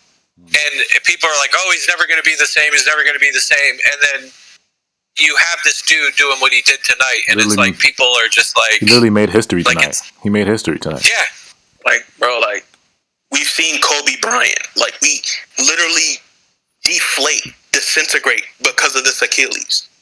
We've seen what's his name, Brandon Jennings, or like, what, did he get the Achilles too? DeMarcus Cousins. Who else? Kobe. Yeah, Dominique Wilkins. So many careers ruined. Yeah. And how many of them really came back to that all NBA caliber level? Honestly, Kobe kind of fell off. Kobe's defense, though, he was kind of at the end when that shit happened. Yeah. So I think if that happened to Kobe when he was younger, I think he would have had the same determination as KD and did everything right. Yeah, Kobe was old.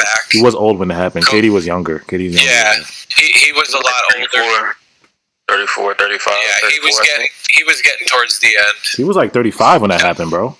Kobe? Yeah, that's out of your prime already. And he was like 35, 36. Heels, so he was still eating, but he was like 35. Yeah. But shit ain't healing like it does when you're like either 30 or younger, like in your late 20s. WC said, "How would a healthy Dinwiddie have affected the series?" Oh, it'd be over. Oh my god, it'd be over. We wouldn't even be having this conversation right now. Honestly, if we were the way we won tonight, made me feel like we could have sweep the Bucks. Like we could have swept these guys. If we were healthy, there would have been no question. If we were 100% healthy, there'd have been no question. It was a sweep, like it's a light sweep. We could have swept them with any two of our big three. We would have swept them. Yeah. Like, come on now, like especially with Dinwiddie, we would probably be closing them out this game if some of our role players played better when we lost. If we were healthy, we wouldn't even have been. I think at this point, after seeing, I know when we were all speculating, and I still think the Bucks are still a decent team, and I expected it to be a tough series. I mean, it is going to what I thought it would go, but not how I thought it would get there. After seeing what I've seen, if we were fully healthy, it would have been a sweep. Yes, it would have been. I will amend my original. Yeah, my original thought. In defense of Saint, I said that I thought they could win 1 or 2 games. So just being realistic. And I guess the people who were saying, "Oh, we sweeping them," I guess y'all was right, because after them first 2 games in that third game, seeing how bad our role players were doing, and then like we only lose by 3. and you telling me you put Harden onto that, you give us Dinwiddie off the bench, and we don't even have Jeff Green, it would have been over. And we would have swept Philly, too. Yeah. You know? So, I agree. They said do you want to read them or you want me to? That's cool. No, go ahead. Read it, bro. My Holy King, since DJ is not playing, do you think he's in the trading block this offseason? I personally don't know what the fuck's going on with DJ. Either DJ's got some shit, pissed somebody off, or they have seriously lost hope in him. It is utterly shocking to me that he hasn't come in any fashion, even in garbage minutes. That is kind of shocking. So that means either there's some shit going on behind the scenes, or even him said, you know what? I don't want to be out there. Who knows? I mean, he's still there every game cheering. So, but it is very odd that you haven't even seen this man come in one time in the 2 series, which leads me to believe either something's going on that they're not talking about, or they're saving him for like the 76ers. Like, I don't know. Like, it just, to me, it makes no sense why he hasn't even gotten garbage minutes in some of those games. Yeah. Shocking. It's really sad, bro. Because it's like he could help us this series so much. You know what I'm saying? Yeah. He could help us. I know we hate on him, and he was playing. He was getting the Joe Harris treatment, just like Shamet treatment. But there is parts of the game that he can affect and come in for a little bit and give somebody a breather. I mean, especially if you're not going to play Claxton at all. Yeah, bro. I mean, that's even more shocking. Is like you're not really playing Claxton, and we probably understand why to some degree. But to not even give the man you can't tell me DeAndre Jordan can't come in for 2-3 minutes. He averages 10, 11 rebounds for his career in the playoffs. So you can't tell me he can't come in and get at least 8 or 10 rebounds. 8 rebounds. You know what I'm saying? I'm not. You can't tell me he can't do that. So it's like, come on, son. But it is what it is. Like, I got a question for Say Anything. What do you think is wrong with Joe Harris? He's the man to love to hate right now. Do you think it's gotten into his head now? Like, because we know he is a quality shooter. We know he can hit the 3. But it is very odd that it's been this long that this man has not been hitting. Do you think it's just straight mental? Yeah, it's mental. It's mental. At the end of the day, like, shooters shoot. But what Joe is like, once he sees like nothing's hitting, he just doesn't do it. He just hides. Yeah, and he can't afford to do that. It's mental. Somebody did say earlier, well, when somebody's in a slump, a shooter's in a slump, you let him shoot out of it. Yeah. The question though is, and I don't know if I'm comfortable with that though, is do you want to manage and chat speak up? Do you want to let this man shoot out of his slump in the playoffs? I'm not sure I'm comfortable with that, is even though I love the guy and he's one of my favorite Nets and I want him to do good. Because it would be great to see him playing good with this team right now. Do you risk him trying to shoot out of a slump? Me personally, oh wow, KD had 3 steals tonight. Oh yeah. Wow, okay, I didn't even see that. He had an all around. 2 blocks, game, dude. 2 blocks too. He was all over the place. I didn't realize that. But my personal opinion is, I know Nets Nation doesn't want to hear this, but we got to let Joe Harris shoot out of it because. You can't tell him to stop shooting because that's gonna hurt. That's gonna hurt him even more. You just gotta tell him, bro. That's the whole point of Joe Harris. Yeah, as a teammate, you just gotta be like, bro, just keep shooting. You know what I'm saying? If you're open, shoot it. Like, keep shooting because I don't want Joe Harris doing anything else but shooting. You know what I'm saying? I don't want him to try to drive. I don't want him trying to attack the basket, try to lay up on Brook Lopez. No, I don't want any of that. You open, shoot the ball, bro. Shoot your way out of it. You know what I'm saying? And then we've seen this happen. Go on, sorry. We've seen this happen to Klay Thompson. Remember when Klay Thompson was in that big slump? Like, Klay Thompson had like a playoff slump not too long ago, and he just shot his way out of it, and it ended up being better for him. Because a lot of people don't, obviously in chat, Discord, they don't want him in at all. I get that. At this point, I couldn't disagree with them. And, but if you talk to like Kevin Durant or Kyrie or Harden, you talk to everybody else, like they love Joe, and you can see. But is it worth? I just don't. Honestly, I just don't know. As much as I love Joe and I want him to fucking hit a shot in the series and it be effective and like an important part and like in winning the game, I just like At what point do you kind of? Somebody. At what point do you kind of? Somebody said, shout out to AK. He said Joe Harris come off the bench to shoot all that. Yeah, I feel more comfortable if he's off the bench shooting. I wouldn't want him starting no more. Honestly, I agree with that. Come off the bench and shoot 100, not 100 shots, but shoot all you want off the bench, bro. But in that starting lineup, I don't know if I can trust him. I can't trust him. It's like I said, it's been 3 games in a row. So how can I trust you to be in the starting lineup and give us some shots? I'd rather put Jeff in there. I'd rather put Blake in there. I'd rather put if Harden's playing, Harden be in there. You know what I'm saying? I might put Mike James in there. TLC in there. He might do something. Oh, wait, chill. He might do something. Chill. Then who do you want starting the next game? Like, let's just say Harden's in there. Who do we want starting the next? Okay, definitely KD, Jeff, and Blake. Then it leaves that two position. It leaves that 2. Shamit. I'll put Shamit there. Shamit will be the shooter. So Harden, Shamit, KD, Jeff Green, Blake. Am I bugging for that or no? No, I don't think so. I'm okay with that. Super chat though. Shout out Brian V. It's poetic that we lost by I can't speak. I can't speak for shit. We were up by 49 points in Game 2. Mm-hmm. And tonight, KD had 49 points in Game 5 win, puts us up 3-2 with and banged up Harden and no Kyrie. Shout out Brian V. Yo, Brian V, if you was in a Discord, bro, we should have bring you up because you actually went to the game. So yeah, is he in Discord? Yeah, Brian V, if you in Discord, pull up, bro. Pull up, Brian V, because you went to the game, bro. But nah, AJ, I need your opinion on it. What do you think about the Shanghai Sharks 2022 lineup? Kemba Walker, Joe Harris, Kyle Kuzma, Julius Randle, Andre Drummond, and the 6th man off the bench is Jimmy Butler. Damn, they put no shit, that's kind of a lit ass squad. The Shanghai Sharks. Kemba Walker at the point guard, Joe Harris at the 2, Kuzma at the 3, Julius Randle at the 4, and Drummond at the And if they were all on, they could fuck some shit up, dude. Yeah, bro. They're really good. And Jimmy Butler off the bench, that's low key fire. The first teams, the NBA got the first teams and second teams completely wrong, man. Like, actually, the first team, I'm okay with the first team.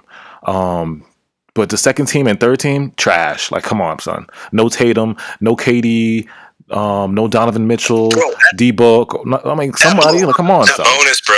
So he got snubbed. Yeah, there's so many. Like, come on, bro. What did LeBron do to get the second team? Like, you know what I'm saying? What did he do to get second team? Dude, he only played in 45 games. That's ridiculous. KD only missed. KD had better stats than him, and I think he missed 10 more games than LeBron. He should have been in that. And the Nets were better than the Lakers. So it's like, you should have been in that second team. KD should have been in that second team. Tatum had an amazing year. Should have been in there. Donovan Mitchell should have been in there. It's like, come on, son. The NBA is wild. Like I said, all these awards, they be biased, and it's all about storylines and the media. You know what I'm saying? I don't feel like these awards be like genuine. You know what I'm saying? I feel like a lot of it is storylines. And I low-key think they gave the MVP to Joker, even though he did have a great year.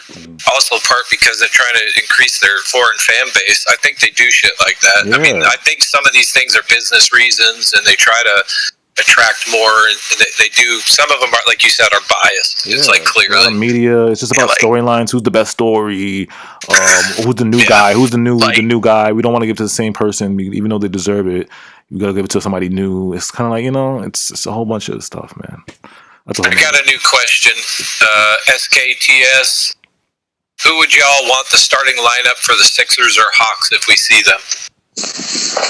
Oh, it's too. I don't want to talk about that. It's too early. Sure. It's too early, but way too early. Yeah. Well, then here let's dip off that and let's just change the question. Who would you rather see at this point, Hawks or 76ers? Swaggy already said he don't want to see the Hawks. Yeah, Philly. I think Philly. Swaggy's afraid of the Hawks. Philly is an easier matchup for us. Philly is an easier matchup, I think. I think Philly might. Philly has more stuff you can low key exploit. I feel like. Yeah. Really? You really think the Hawks are that much better? Yeah, they can shoot the lights out of it. They got Trae Young.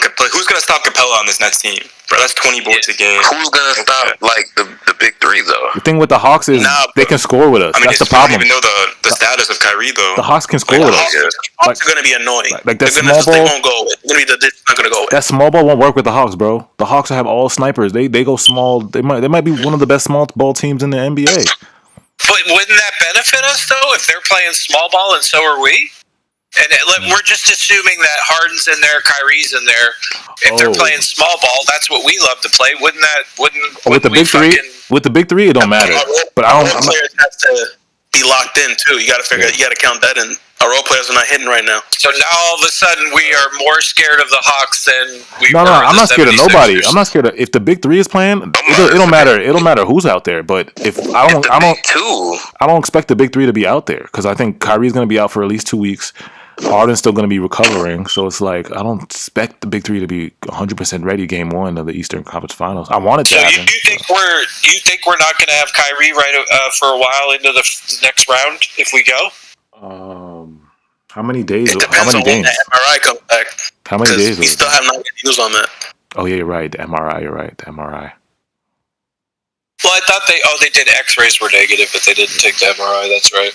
It's gonna be 1 to 2 weeks. You know, the Hawks because it's a low. Yeah, somebody said. Oh, let me read the comments. Somebody's saying the comments are saying, rather see the Hawks than the Sixers. Somebody said, I hope the Hawks take Philly to Game 7. Y'all right for business reasons. They give the awards to who they give them to. Yeah, shout out to Corey Dixon. Somebody said the Hawks are scary. The Hawks are one of the deepest teams in the NBA. I agree. Like I said, and Cam Reddish is yet to come back. He's coming back.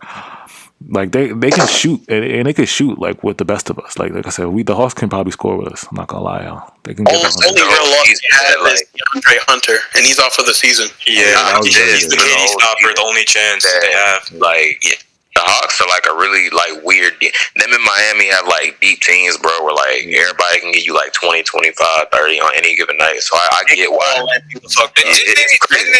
They fucked us up a time or two, right? Yeah. Like, I mean, I think we beat them too, but they definitely did a number on us. They beat us twice. Did they beat us twice? Like they fucked us up. I think it was 2-2. You know damn well Trae Young is gonna foul bait every time, bro. Oh my god. Yeah, he is gonna be a problem. He was just a foul baiting alone. But if we have any of the big two, I'm not. Let alone the big three. I mean, they're gonna get finished. You know. I still stand by if we get by the Bucks and we get everybody back, there's nobody stopping us. Yeah. Like I always just like I know the Bucks are doing what they're doing, but I kind of felt like the Bucks were kind of like our nemesis, our Achilles. Like they were the one team that I felt could give us the most trouble. And I still stand by. If we beat the Bucks, that I'm not, and like Kyrie comes back and Harden's in, I just don't see anybody stopping us at that point. But the only reason I say the Philly is an easier matchup is because their bench is trash. Like I literally watched Philly bench Ben Simmons for like the fourth quarter. You know what I'm saying? So it's like, and they don't really go past Joel Embiid. If Joel Embiid's not playing well, it's like. They're kind of like done for, you know what I'm saying? But the Hawks, it's like I've watched games with the Hawks. Trae Young doesn't need to score sometimes, and in Bogdanovic, 25 points, Gallinari 20 points, some guy off, their shooters off the bench are scoring. So it's like they don't really, the Sixers don't really have a bench like that. Hey y'all, AJ, I just brought Brian V in. Oh, Brian V, my guy. We have our first real game reporter. Just came from the game. Brian V. Shout out to Brian V, man. OG Nets fan. Brian V's a real OG Nets fan. Nets fan. Real OG That's Nets right. fan, bro. Mad respect for Brian. Brian, how was the game, bro? Tell us all about it, man. I don't even know if he's in here yet. Brian, you in the chat, bro? I think it's like, yeah. Unmute your mic, Brian. We'll let you figure it out. Yeah. It's all right. He'll unmute his mic. He'll be ready. He's probably traveling right now, probably something like that. Somebody said they deep, but they young. Somebody said that shit you have on the screen right now, Kevin Durant and the Reaper. That shit is fire, dude. That is so. That's who showed up this game. That is fucking one of the best memes I've seen in a long fucking time. That shit is fire, bro. KD only had 23 shots. Yeah, bro. What up, Brian? Can you hear us? We can hear you, Brian. Yeah, bro. Oh, there he is. There he is. There he is. OG Jets fan. What's going on? It's good, Brian. Yeah, I'm good, man. How's everybody doing out there?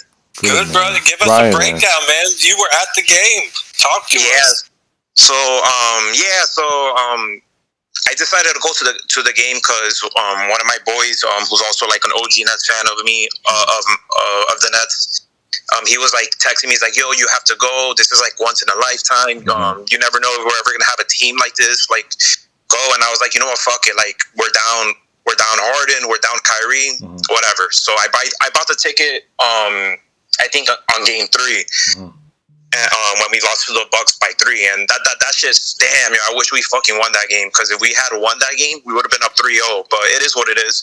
But losing Kyrie was like devastating. Yeah. Because like to me, Kyrie, like, he's from Jersey. I'm from Jersey, and like I just love like that home like town vibe. Yeah. So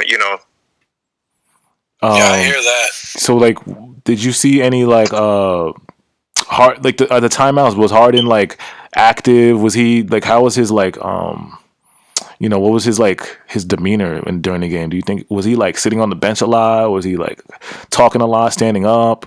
Did you see anything like that, or you just were focused on the game too much? I wasn't really paying attention like at the bench really. Because pretty much how everything started was I was already like 5-10 minutes late to the game. So the next I sit on my seat and it's 12-2.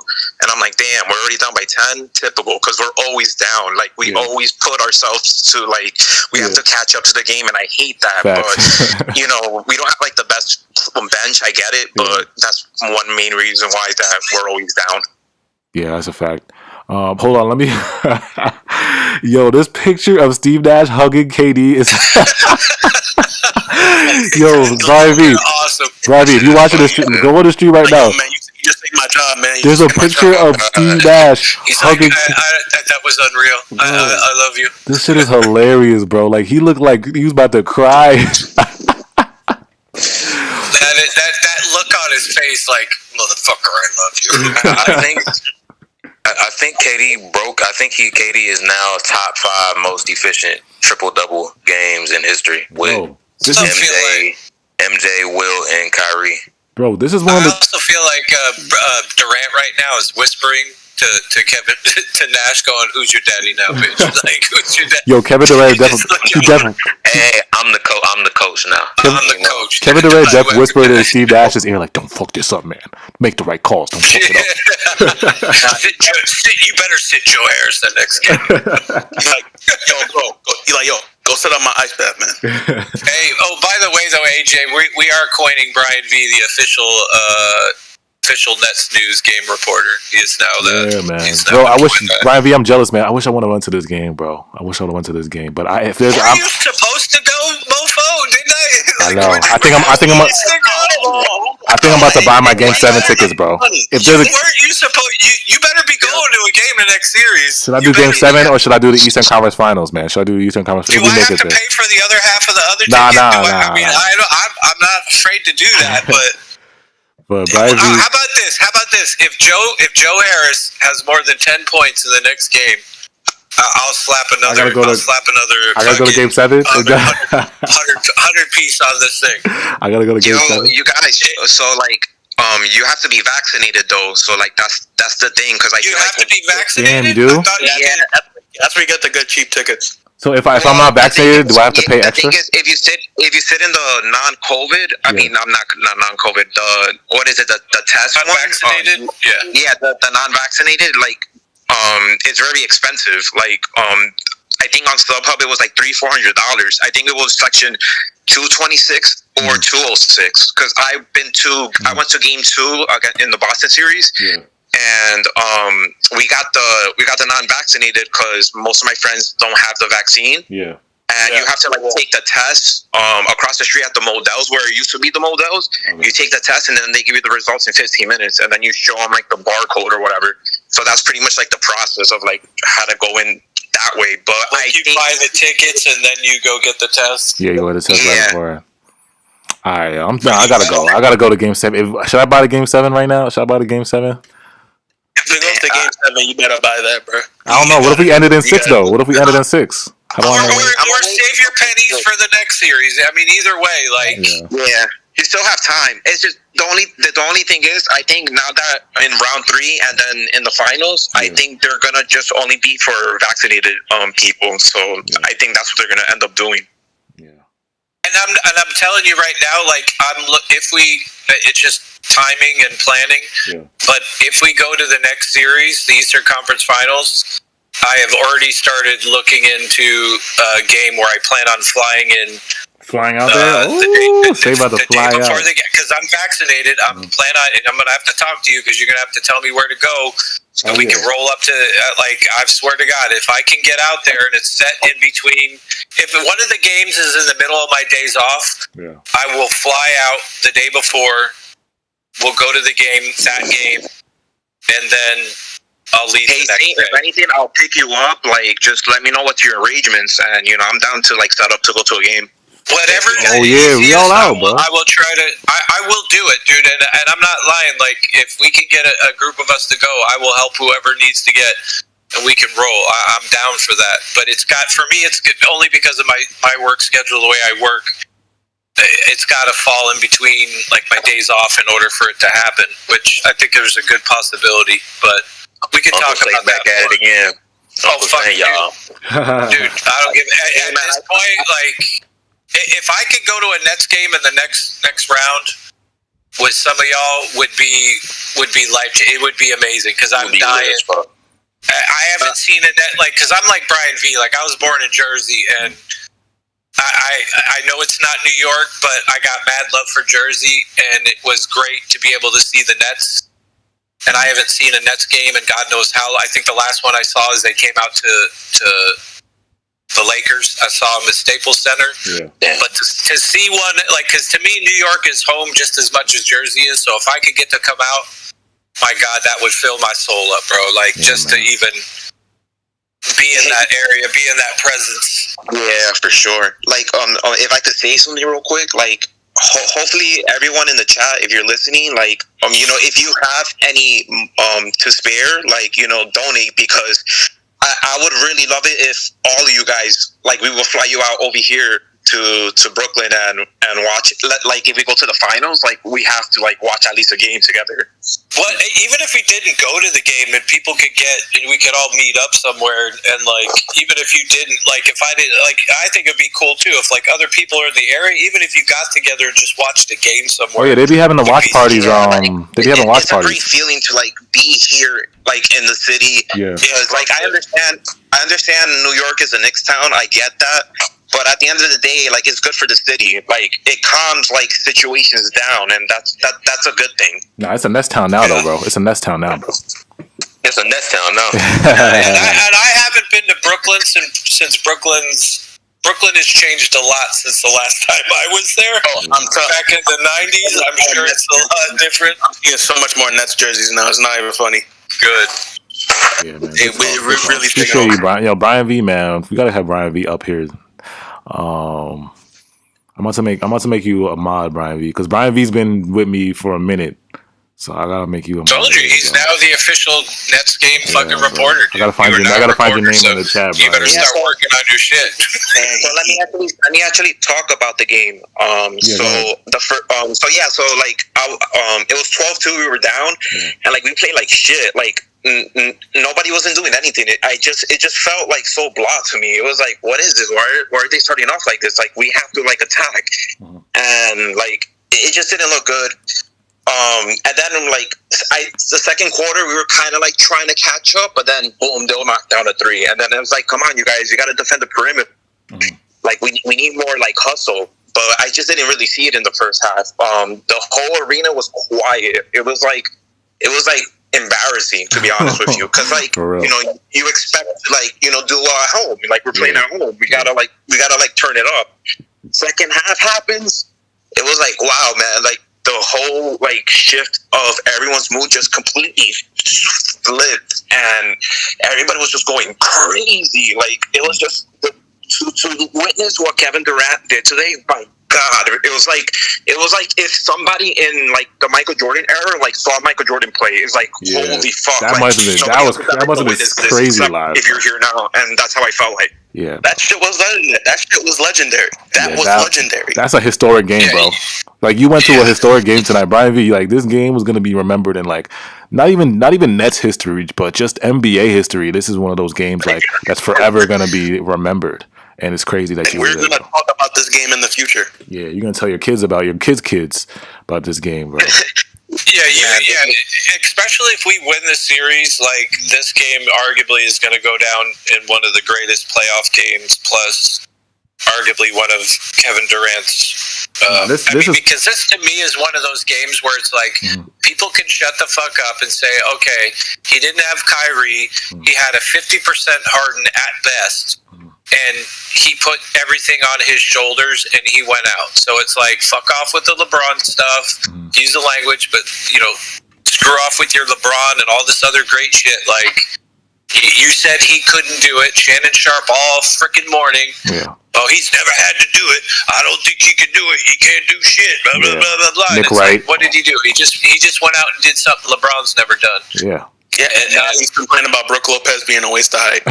Yeah, and once again, KD did literally exactly. He did exactly what Shannon Sharp wouldn't. He said that shit is so poetic, bro. It's crazy. Shannon Sharp has said it. Video when it's done. Shannon Sharp. I've seen the video. Yes. Yeah, Shannon Sharp said it like. Yeah, he said it like it was a joke. Like he said, "Oh, he's gonna have to do 50. 50, 10, and 10, or something like that." Like, nigga, you 15, 18, to 50, 18, and 10. That's crazy that he said that. He was really dogging him about the facilitating stuff too. He was like, "Oh, he might have to facilitate. He might need in between 8 and 12 assists." Like, and what did he give? He gave exactly in between 8 and 12 assists. That's literally he said that out of his mouth.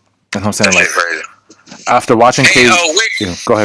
Go ahead. Brian, when you're buying tickets, how is it working? Like, for instance, say I'm looking at the Eastern Conference Finals, and they're saying if the Philly-Atlanta series ends in 6 or fewer games, they give the breakdown. So, say I wanted to go to a game, and I was going to buy like three tickets. Are they allowing you, if you're vaccinated, or like, are they allowing you to sit next to each other like as a group? Obviously, that's probably. They're not giving you a hard time about that, right? It's just the different sections. Bro, it's completely packed. Like it's like a regular NBA game, pretty much. It's just everyone has a mask on. That's just the only difference. And are they selling tickets, like multiple tickets together that are in the same areas, like same rows, or is everything spotty? Okay. Yes, like if you want to get like 8, 12, I think I don't know how large amount of people you could buy like consecutively or whatever the case is, but yeah, like I've bought like 8 tickets before and it wasn't an issue. But during now, yeah, I'm pretty sure. Let me check StubHub. Which game right now it looks like if the Eastern Conference, probably the best date for me is like the 23rd, and that's either going to be Game 1 or Game 2, depending on how the Philly-Atlanta series goes and once that ends. As of right now, I don't know how that is, but we'll talk about that later, and I'll hit up. We'll see who's vaccinated, who's not. We'll go from there. Because it's gonna be a quick turnaround, and I'm literally gonna buy a ticket, fly the fuck in somewhere in Brooklyn, and then. Yeah, let me know too, Saint. Just hit me up when you do that. We'll talk about it later. Yeah. Let me shout out everybody that tuned in tonight. Again, this was one of the greatest games, and witnessing this game was just a blessing. Like I said, as a Nets fan, you should be on cloud 9, cloud 10, cloud 11. You know what I'm saying? Bro, I'm on one right now. And how many messages? I'll even tell you the messages that I sent. I sent Nets Kingdom. These are my last 3. These were my 3 things that I said to him during the game, and it changed. This will just show you where my thoughts were. At the beginning of the game, at 7:01, I'm going to be mad negative tonight. We done, bro. This just ain't our year. Next one was, I had to stop looking at the chat. This shit's making me angry. Like, I gotta watch this game by myself. And then the last one I sent him, like an hour later, was, I can't believe this is happening. Like, when KD, like, that was my emotional state tonight in this game, was like, I went from fucking just like I hate the world to like, is this really happening in front of my eyes right now? Because that's why, like, I tell people all the time in the Discord. That's why I get upset with Discord, because like whenever we go down early, it's like I've played basketball. I watched basketball. There's so many games I've seen teams come back from 30, teams come back from 20. Basketball is a game of runs. It's never over till the fourth quarter. That's why people are like, "Oh, we're done in the first quarter." I get upset because like we gotta wait till the fourth. You know what I'm saying? Wait till the fourth quarter. Wait till the runs happen. Basketball's a game of runs, man. You never know what's gonna happen. On God, I low-key just turned my phone off the whole game. Like, I did not want to go on Discord. No Instagram, nothing. I doubt. Like, you know what? Game on. Locking in, bro. Hey, we do need more positivity in the Discord. So if you're in Discord and you're listening, we gotta get more positive in that thing, because that shit, it just swings with too much mood. Yeah, and it can make or break. No, there's nothing wrong being upset. I'm just saying, but like, don't say the game is over when it's the first or second quarter. Don't say that. Yeah. Wait till the fourth quarter, bro. Like I said, basketball's a game of runs. No, Yeah. I'm guilty on that. Like, I was saying, it's over, we lost. Like, that's how I was feeling in the first half. Because, like, fuck, man. It's like, come on, we gotta win Game 3. And then what I saw in the second half, what Kevin Durant did was just insane. Because, like, Uncle Jeff, like, he gave us some life. Yeah. We needed something from like somebody. Because, like, one of our role players has to step up. Because, like, if no one steps up, then we're gonna lose. We can't. Yeah. You can't score if no one steps up. So, Uncle Jeff, and your emotions had to be fucking intensified by 20 compared to us. It's like you're there, you're feeling it, you're in the building, you're like, and you're with it with the crowd. So that had to be.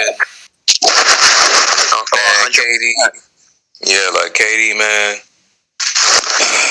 That man, that's the best player in the world. You know, I feel like by halftime, I think third quarter started, and I think that boy just looked and he was like, you know what? No funny shit. Like, after watching KD all these years, this is probably his greatest game ever, because you look at all phases of the game. All phases: 49 points, 10 assists, 17 rebounds.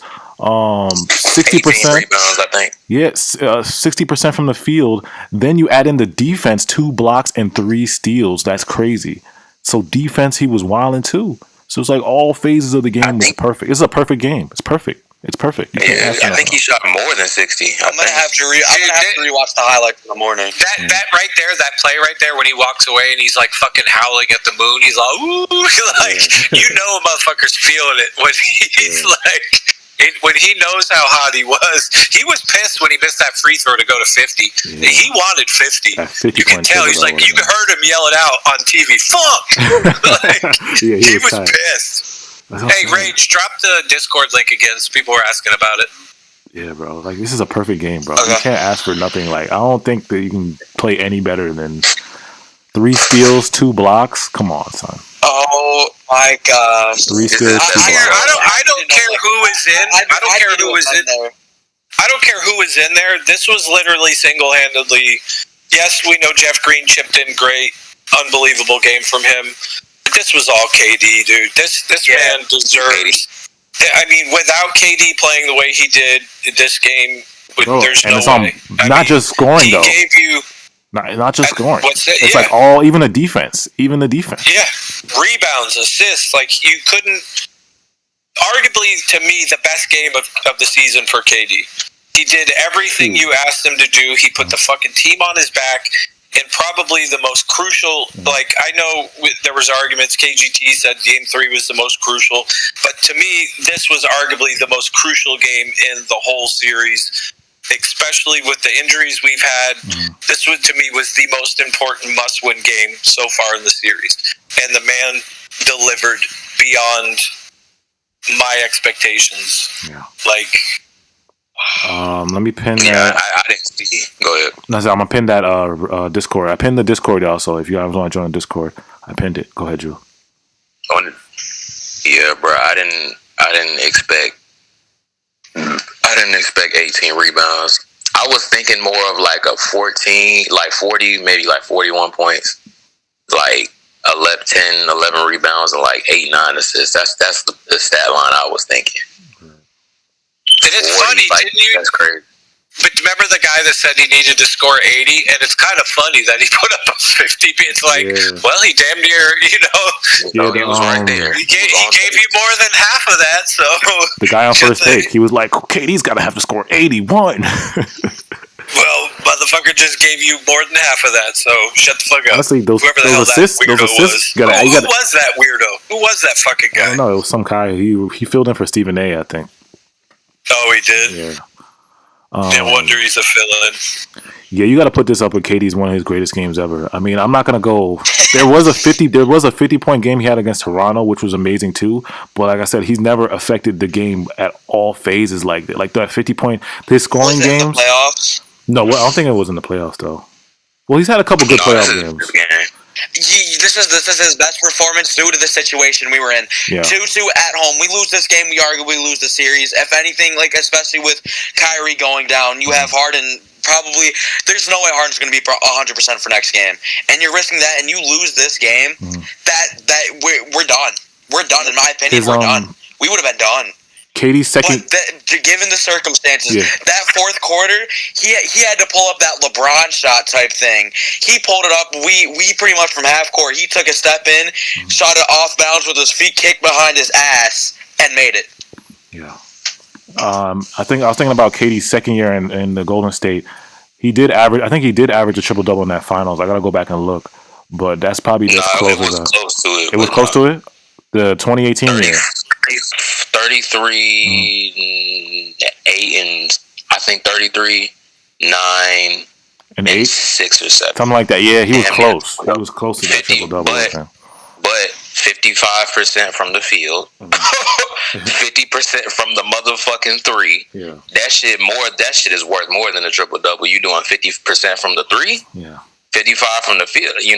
That shit might as well be a triple double.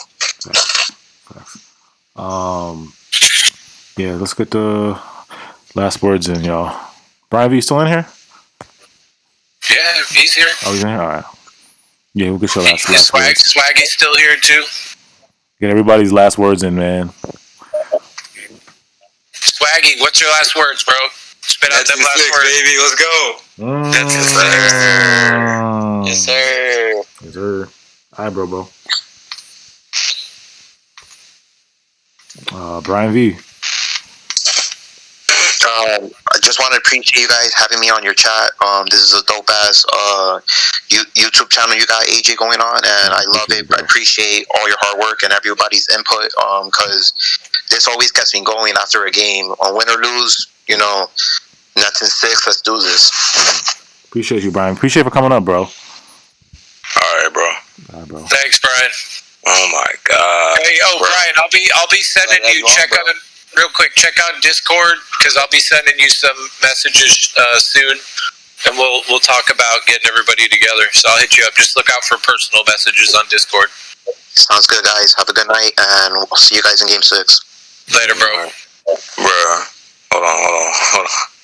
Real royal, bruh. Why you keep doing that, bruh? Listen, bro. He's trolling. He's trolling. He been playing the whole. He talking about Harden saved KD legacy tonight. He been aggravating me the whole series. Real royal, bruh. Don't look at it. KD put that man on his back, and it is what it is. Stop doing that. Get that man credit. He's a trolling Harden fan, man. Don't look at it. Oh my God. You make me fucking itch, bruh. Who going next?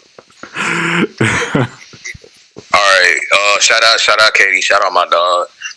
Best performance of his life, and his hair going away, so that's extra. He get extra points for that.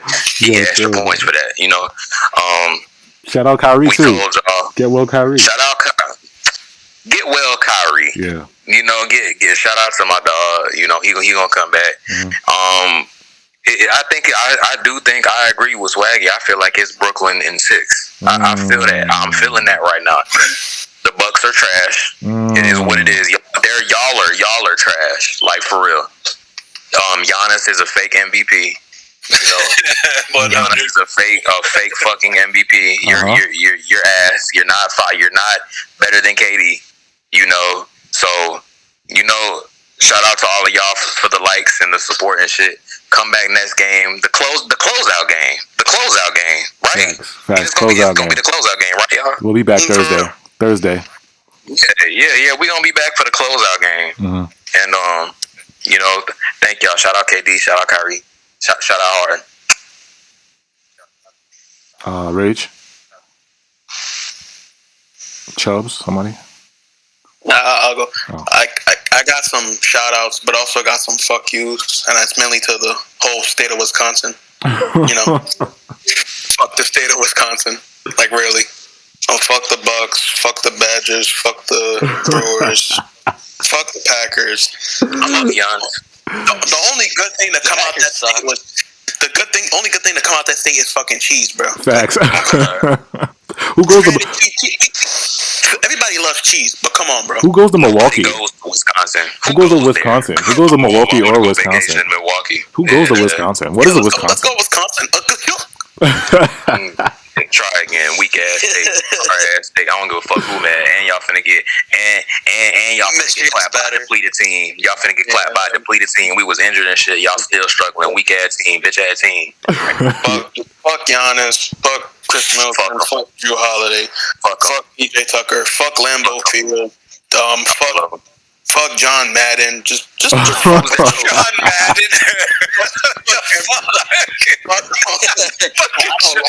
John Madden. The motherfucker's dead. He likes football, but fuck him anyways. Brett Favre.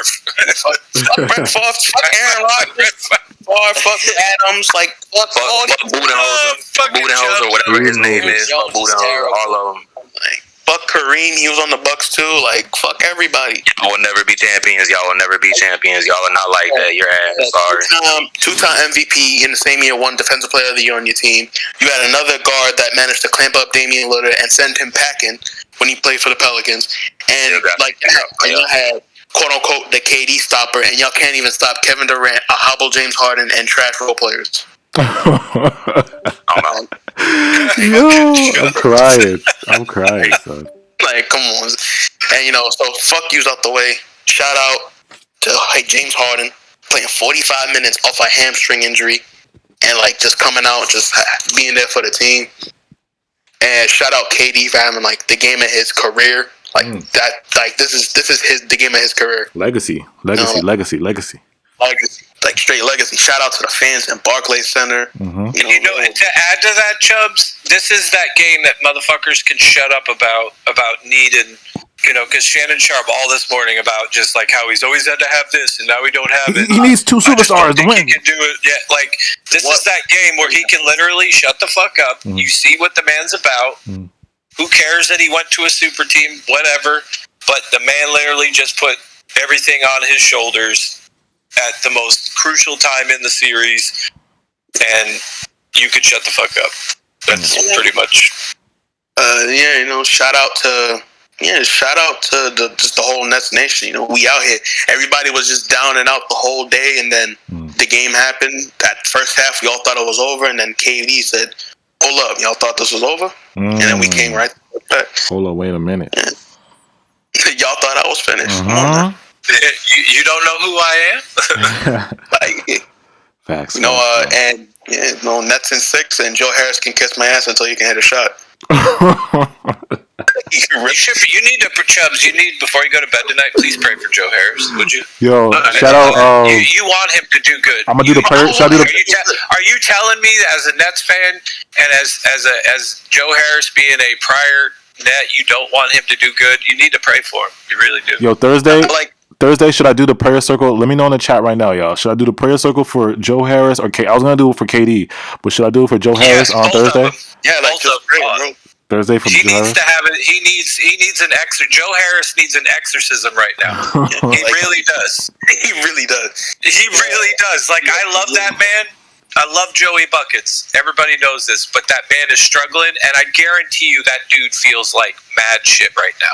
I'll guarantee it. Yeah. Because he does have heart, dude, and he does love playing with these guys, and he does love the Nets. And he's stepped up a lot of times and has times, and we've praised him.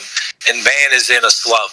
And I'm pretty damn sure he does not feel good about not contributing to the Nets. And I'm pretty damn sure he does take it personal that we haven't won and knows he can play better. Because he's always been that player that has stepped up and said, hey, I need to be better. I need to do this. You can find a ton of interviews where he's like that.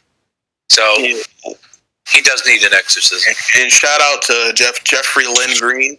He just showed up out of nowhere, coming off an injury. He just contributed what he could, like 7 for 8 from the 3. I did not expect that, and he just showed up. Shout out to Blake Griffin too, and a little bit of Landry Shamet. He contributed when he could too. So Nets in 6, good win. Like soul, we needed that for our soul, and I'm out. All right, bro. Appreciate you, bro. Chubbs. Did Rage go already?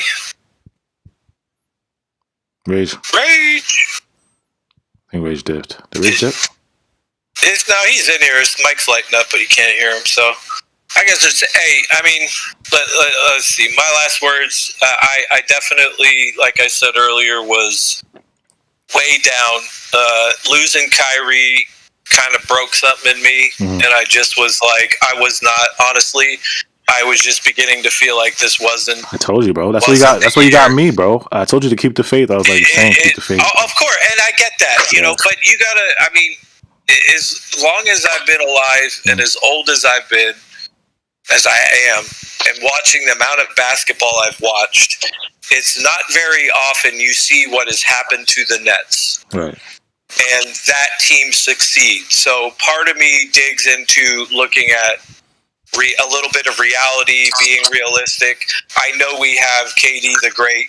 I know we have those things, but outside of that, after losing Harden and losing Kyrie, it was hard not to be like, damn, we about to be the Lakers. You know what I mean? Yeah. And it's like, I really was like, I definitely was like, I was like low key trying not to get pissed. Like I was just like, everything was irritating me. And then when I was at work today and I saw Harden was going to play, I was like, what? Like like this can't be real. I'm like, let's go. It got me excited. But, hey, first 2 quarters, I was still in that, in that hole. And to see them come back and at least have Jeff and Blake step up to go along with that. Having Harden in there today was a godsend. I don't know what's going to happen for the next 2 games. I don't know what kind of chess they're going to play, about how they're going to handle it. Are we going to see Harden? I just know that today was a huge, huge win for us. It was the game that I felt we really needed to win if we wanted any chance at winning, because now you give us another chance. Even if we lose Game 6, we're still alive for Game 7. And I will take those odds going home, Game 7, if it gets there, for the Nets. And I feel confident that we can win this series. It would be great to win the next game and just be done with it. But I also won't be mad if we come home Game 7 and we do it at home. Yeah. And you get to see that. So I don't know. I'm trying to keep the faith. I'm not going to lie. We definitely need to have a prayer circle for the whole role players. And Joe Harris, I love that man, but he does need to step up. I hope to God he can turn it around and find his shot in the next couple games, and especially if we go into the next series, because I won't be able to take it if this man continues to shoot like the way he's shooting if we go to the next series. Yeah. It just I just can't fathom that Joe Harris is going to play like this the rest of the playoffs. I definitely think it's in his head, and at this point all I say is next man up. Whoever's playing the best needs to be in, because at this point, I really don't think it matters what role players we put in. Mm-hmm. I just want whatever player is playing the best and is not missing his shots all the time, somebody that's active, somebody that's playing D. That's what I want to see. So whoever that is, I don't care if it's Mike James, I don't care if it's Shamet, I don't even give a shit if it's TLC. If TLC comes in and gives me 10, 12 points, I'll praise the man. I just want us to win, and I don't care who it is and who's got to step up. And yeah, Joe Pistone, trade Harris, whatever. You're out of your mind. He's just in a slump. But yeah. I'm excited, and I do appreciate you guys trying to tell me to keep the faith, because I did lose it. I told you to hold on, bro. That's why you got me, bro. Because I was the only one bro, we can win Game 5. I felt like the old soldier. But you know what gave me hope? What gave me hope is, like I said, when the game before this game, we were only down 10 with just KD in. Like in the fourth quarter, I think we cut it to 9. Or 10, no, third quarter we cut it to 9. Fourth quarter we cut it to 10. So I'm like, nah, we have a chance. Like, come on, we have a chance. So that's what kept me going. Yeah, we got it, and we got it to like 4 a couple times, and they went up a couple points. Yeah. And then when KD started hitting those threes, that it was just. Yeah. I couldn't believe he was hitting those like with that, which just it almost felt like they were back to back to back. I mean, it was spiritual. It was a spiritual performance, spiritual experience, out of this world. Yeah, out of this world experience, bro. If you know, they talk about being in the zone. I know we don't hear that as much now that MJ's in and Phil Jackson's not a coach. But if there was anybody that was ever in the zone, it was fucking KD tonight. That basket was probably 10 feet wide to him, and he was putting that shit in. Facts. So, all right, bro. But I appreciate it, Nets Nation. Glad you guys came around, hit like on the way out, and we'll be at it. What is it, Thursday? Yeah, we'll be back Thursday. Yeah. Oof, Thursday. All right. All right, bro. Cake up soon enough. Brooklyn way with a little Jersey swag. Oh, there's Rage. Go ahead, bro. Yeah, cook up, Rage. Say your last words. It was a great game tonight. We needed this one. Again, first half, I almost just fell asleep and just almost fell asleep forever. That second half, Jeff Green was our only spark before KD fully turned up. Huge best performance I've ever seen from KD. Just given the circumstances and given what he was doing, I mean, he couldn't miss a shot. Yeah. I mean, that's what you needed. Who would have thought after you watched that second quarter, you'd be like, yeah, we're totally going to take out this one. Like, no, I guarantee, like, no one would have actually thought it would have turned out like this. Yeah. And this is the best game I've seen all year. Like, given the circumstances and everything we've had to deal with, it feels good. Yeah. It feels good. Joe Harris gives me depression and anxiety. Andre Drummond is not a top 20 center. And, see you on Thursday. All right, bro. Later, y'all. Later.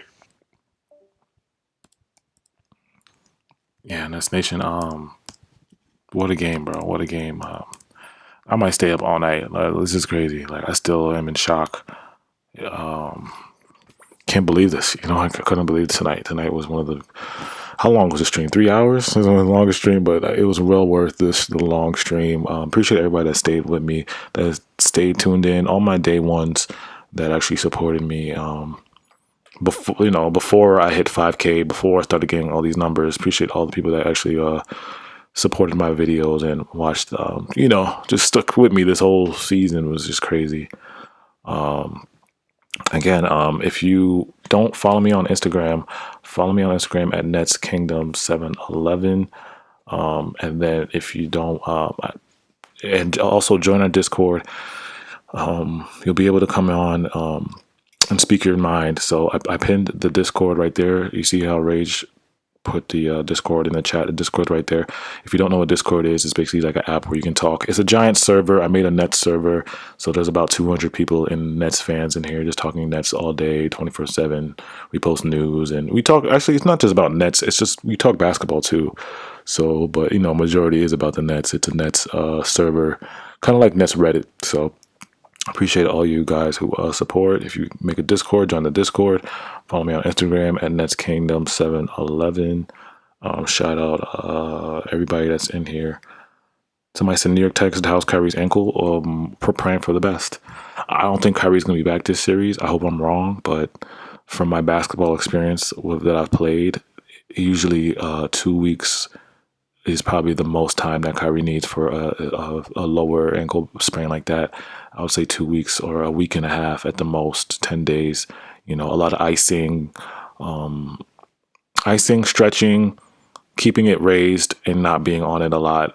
And then after that, he just starts to keep ramping up and doing, conditioning and work like that. I remember when I sprained my ankle, I had the boot on for like a couple days, maybe like 4 or 5 days.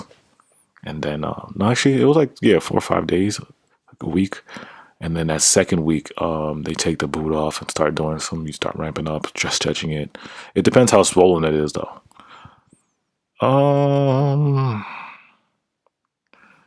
This game gave me so much relief. Yeah, T-Blow, yeah, man. This is one of the greatest games in history. Again, appreciate everybody that be supporting me. Choke City, yeah. You know, Nets in 6, man. Julian, I watched the game with Tim's on. Shout out Julian. John Pierce. I'm gonna shout everybody out before I go. John Pierce, New York Tiger, Khalil. Appreciate Khalil's been here for a minute too. Appreciate you, my guy. Marlon. Appreciate Marlon. Richard, Grace Wu, Joe Piston. Oh, Joe Piston, man. I got your IG DM, man. Appreciate you, Joe Piston. Mike Whitty. BKNY. Well, it's No Cap. Even the Harden troll, the Real Royal. Shout out to Harden troll, Real Royal. Mike Whitty. AGTV again. Appreciate you, bro. Lucas, everybody, man. Everybody in the chat, man. Appreciate you guys. And we'll be back Thursday. Holla at me. It's Nest News.